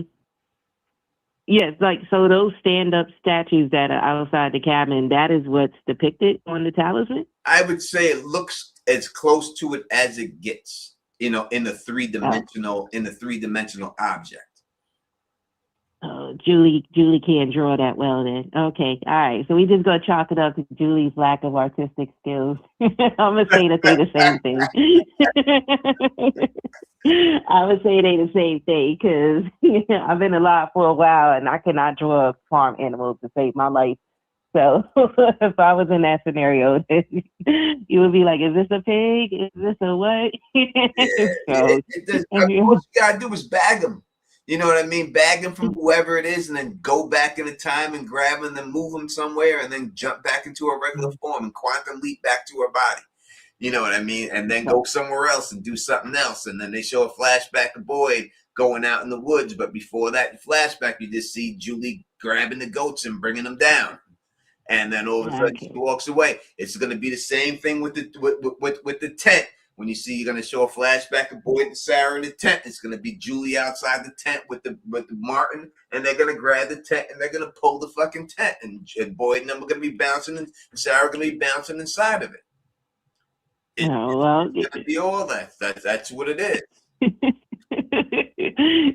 Julie's gonna be on drugs if she gonna get all of this stuff done. She's gonna find a random stash of coke or something and get it done.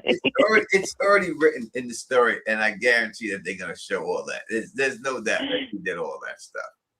All right. Well, I hope the secret showrunners who listen have written all of that down because I swear they be listening to your lives. The cast said that they watch. All right, so Donna, Elizabeth said they watch. So they know.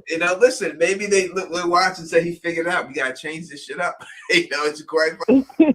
No, we won't go with that. We'll see it just get it, and we get it, and that's just what it is.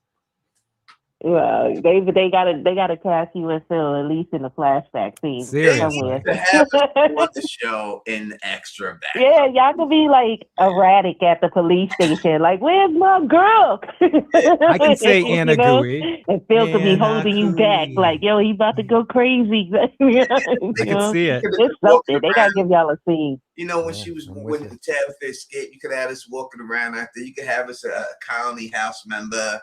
We're even willing to get murdered. You know what I mean? Give us 2 seconds, man. Give us 2 seconds up. Go full Temple of Doom. Eat my brain. I say they bring you back just to regrow the farmhouse. That's the greenhouse. Yeah, it'll get done if I get me out there. All right, well, I'm gonna let other people call in. I'll be listening. You have a good night, y'all. You too. Thank you, Corey. You see, it can be peaceful and all that stuff. It can be peaceful. We have great phone calls. Let's see, somebody came in here with who is this person? I don't know. At least one kind. VC Media says dogs sound crazy. Laugh my ass. Well, why don't you bring your big mouth on the channel and prove that I sound crazy? Show me the receipts. See, I'm here for you people. I'm here for you. Everyone, you people say they about that smoke, but then I say something. Prove me wrong. Prove me it ain't happening. Prove me that's not gonna happen. Show me where I'm off on it. You think that those things are putting that those talismans are putting there just to put up in there, arranged in there? You think that was Earth that did that? Nature did that? Someone placed some shits in there. Go ahead, do your thing, big man. But you see, people don't be calling up because they know better. That's just people who just talk shit in the chat but can't back it with it. Anything I say, I'm backing up. I got receipts for all this, and it's undeniable. You can look at it. It's no way it's not gonna happen like that. You're gonna see when it jumps off, man. And to say that we ain't gonna see who dragged that tent, that they did the tent drag, and it's not gonna be seen, they're gonna show it. They're gonna show who did it, and it's gonna be Julie. It's like they showed the rope drop. They showed all that. This is what's going to be. And that's the way it goes. He don't want that smoke. He don't want that smoke. He's what drop a comment and just and chill in the background. That's good. You could do that too. You know what I mean? Tony, besides Julie from season 2 finale, what are the other voices that Sarah is hearing? Well, you have Julie and I do believe Martin, who I do believe they got those voices, but there are other people trying to influence her too. You know, there are bad people in her head too, and that's the problem. That she's getting all these voices and all communicating. Yeah, it could be the man in yellow, as far as we know. He could be one of the voices in there. Man in yellow could be a voice. It could be somebody else in there. You know, we still have the picture of the person with that Victor Drew with the red eyes that we have not seen yet. So for you, forgive the simplicity of the 80s lingo I'm going to be saying here. So you would think, in the context of the man in yellow, he's more the heavy, but there's still like the actual like leader. He's not the boss. Right. He's the heavy. He's the guy that he's like Charles Dance in like if you get you know how usually when you play like a role playing game, you got to fight the underboss before you get to like Mike in Beverly Hills Cop. Like he's not the main boss, but he's the heavy. Like Jonathan Banks, or he's the one usually that boss is harder to kill than the main boss. Yeah, not Cohagen in Total Recall. The other dude, the dude that he fights through the whole movie. Not Cohagen, the other dude. You know, usually that's what it is. The main boss is not going to be a threat when they get to him finally. Yeah, it's gonna be that guy in that black with that black that Victor Drew with the red eyes. That's the main boss. That's the man in white, the boy in white. No, he could be. That's who I think it is. I think the boy in white. I know. I have the picture of it somewhere. Is the boss evil of this all when he grows up to be the old man in red eyes or something like that? Victor. Welcome to the show, Brat's World. Welcome, and welcome to our wonderful friend Carla. So great to see you in the live chat, Carla. And man in black, red eyes. Yeah, exactly. Man in yellow equals the enforcer. Yeah, he's the enforcer. He's the guy in Last Action Hero. It was Charles Dance's character, although he ends up killing the main bad guy.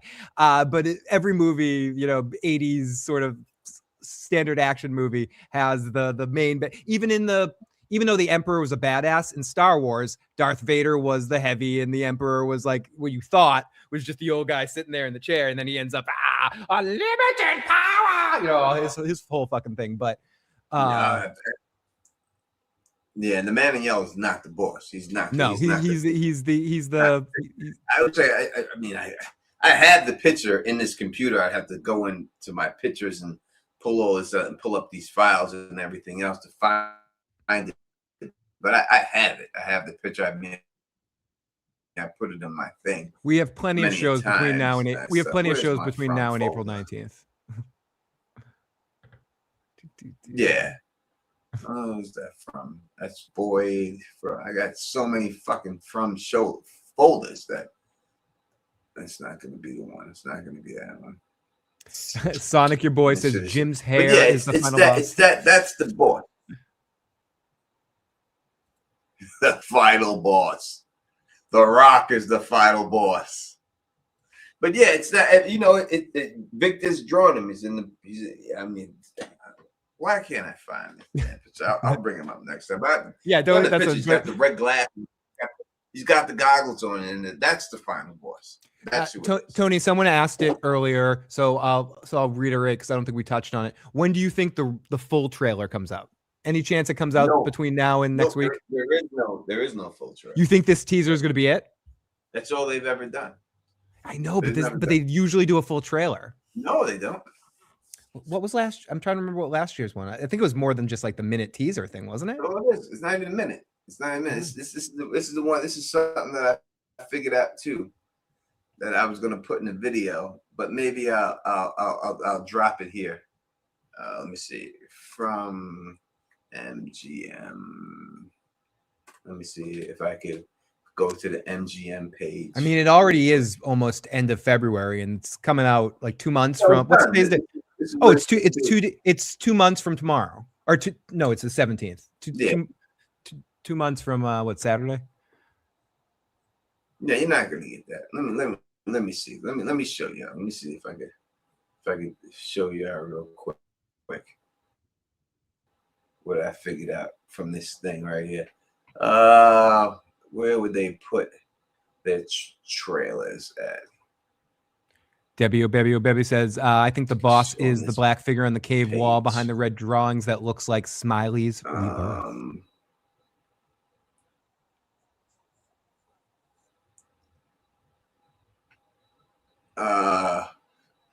Where is it? This should be it right here. See, this is. Well, wait a second. Season 3 did get a trailer. You're correct. I thought it did. They did do a trailer there.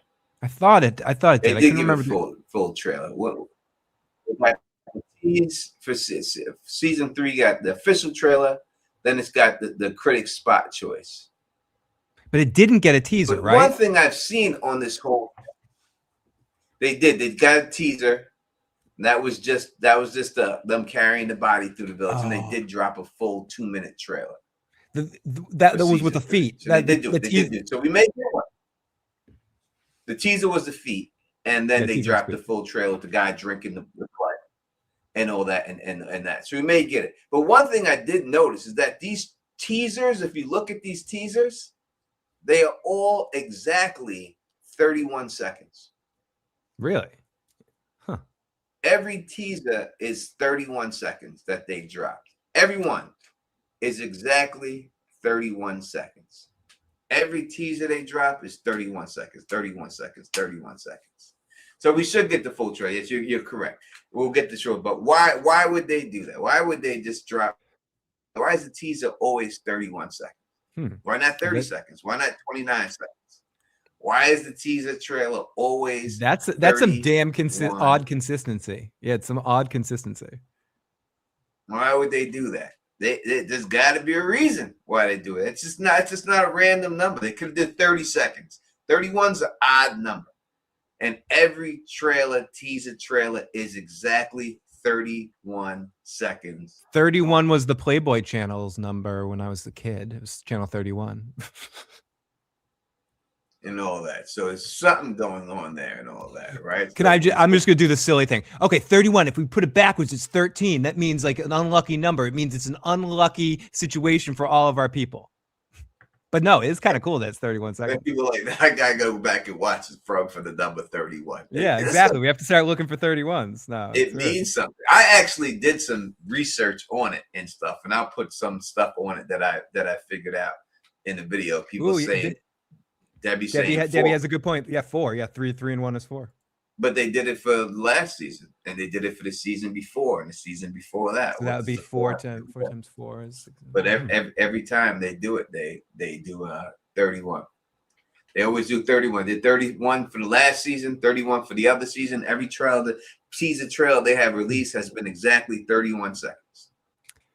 I wonder how long it was in between the 31. That is pretty fucking weird, the 31 seconds. That's very intentional. Like, I don't know, it's very intentional. It's great. Yeah, it's definitely intentional. There's no way you just make it 31 every time, and it just happens to fall into place unless you're actually doing it. Ooh, this is an interesting one. 31 people get out of town in Boyd's boat. I don't know, that boat is that big. Are there 31 people in town? Is that the amount of people there are in town? Yeah, people saying, Carlos say 31 seconds each show might be an Easter egg. It means something. I promise you it means something. Yeah. Maybe, you know how we're always talking, or there's people that think every time that certain people leave the town, more have to be replaced. Maybe it's got to be more. But maybe it's the amount of people in the town. It's a little Easter egg to the amount of people in the town. I don't know. There's something doing with it. And if y'all, I'll put it out there. Y'all hear it from someone else. You know that I'm the one who figured that 31 seconds out. And I do have a theory of what I think the 31 seconds is. But this is New Rock Stars with a new video. We've got From, new season coming. And you never guess, every teaser is 30 seconds. We figured this out here in Rockstar Dungeon. And we're going to figure this out right here, right now, and break this down. What do you think? I think it sounds good. I think it sounds good too. Yes. Now, I'm like, you never guess what we figured out.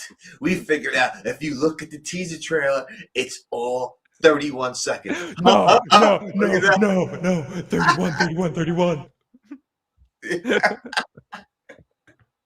Sorry.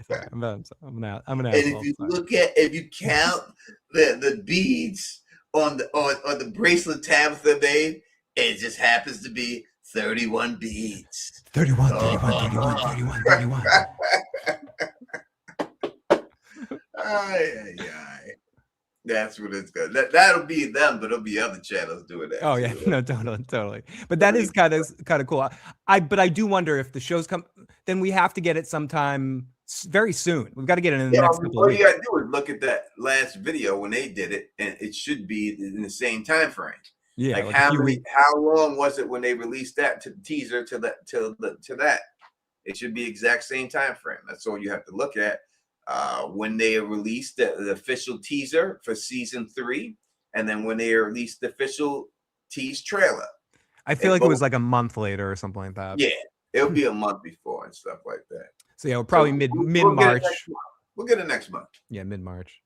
It'll be next month. Now they're being creative and stuff and putting all these things out and all that. Yeah, they're putting all these little interesting marketing stuff, like with what Julie and Ethan did, that thing that was going around. I forgot what it was, but they're putting out some fun marketing from the set, and it's kind of a cool way to sell the show. It is, and listen, the bottom line is this: I mean, we sell the show for them, right? We're the advertisement for them and everything, and they know it, and I'm glad they know it and stuff like that. You know, when they filming season 4 has been filmed and shot. It's been done.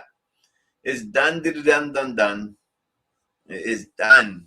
Premieres April 19th. It'll drop in 2 months and everything else. So I'll be at my daughter's. I'll be in Florida during some of the season, so I'll have to bring my computer down there while I'm down in Florida for May 10th and all that stuff. But I'll still be making the videos on the fly and stuff like that. All right, let me get up out of here. It's 10:30 at night. I gotta wake up in the morning and get to work and all that good stuff. I want to thank everyone for coming out and rocking. We'll come back on and talk some more from. I would like to thank everybody who ran their mouth in the comment section, who was afraid to get on the stick and rock with the dime. I thank you all for proving that we outside and y'all don't want to be outside with us, right? And all that stuff. But again, in the end, as I always say, I could be wrong about half this shit. More of this shit. I'm not saying, I'm just putting my stuff out there and that's it. And I'd like to hear from you. And we'll see what happens in the end when it's all said and done. Thank you for everyone who rocked with us. Thank you for all the people who super chat. Phil, what is the next thing on the agenda? I got the season finale of Dunk and Egg this coming week. We'll be on right after the episode airs. We've been having fun breaking it down and farting it out. So make sure you come and check it out. And yeah. That is what's up. I'll try to join Phil for that on one of these things he streams. We'll try to do that and everything else. Good night to everybody. Yeah, if you're awake, you're always welcome to jump in. But we do. It starts to fucking like that's the worst thing about Dunk and Egg for me is that it airs at 10 o'clock. It's like a half an hour episode at 10 o'clock, so the streams don't start till 11. Like that. It's just I got to keep myself awake, Tony. I'm an old man. I'm an old man, Tony. The Cool Line channel. Thank you for stopping by. I think that's the first time I've ever seen you in the chat. Hopefully you subscribe. And with that, maybe we'll be back again this week. We'll talk some more stuff. Maybe we'll go through all Victor's pictures, and then I can bring up that picture. So that we'll do. We'll go through the next live stream. Maybe we'll do it this week, and we'll do the Victor's pictures, and I will pull up all the Victor's photos and see if we can figure out exactly what's going on through those pictures and all that good stuff in a newspaper clipping. Oh, thank you, Jonesy. If you like the way I do this, please thumbs up this, spread this across the realm, and of course, subscribe. And until next time, you know what it is.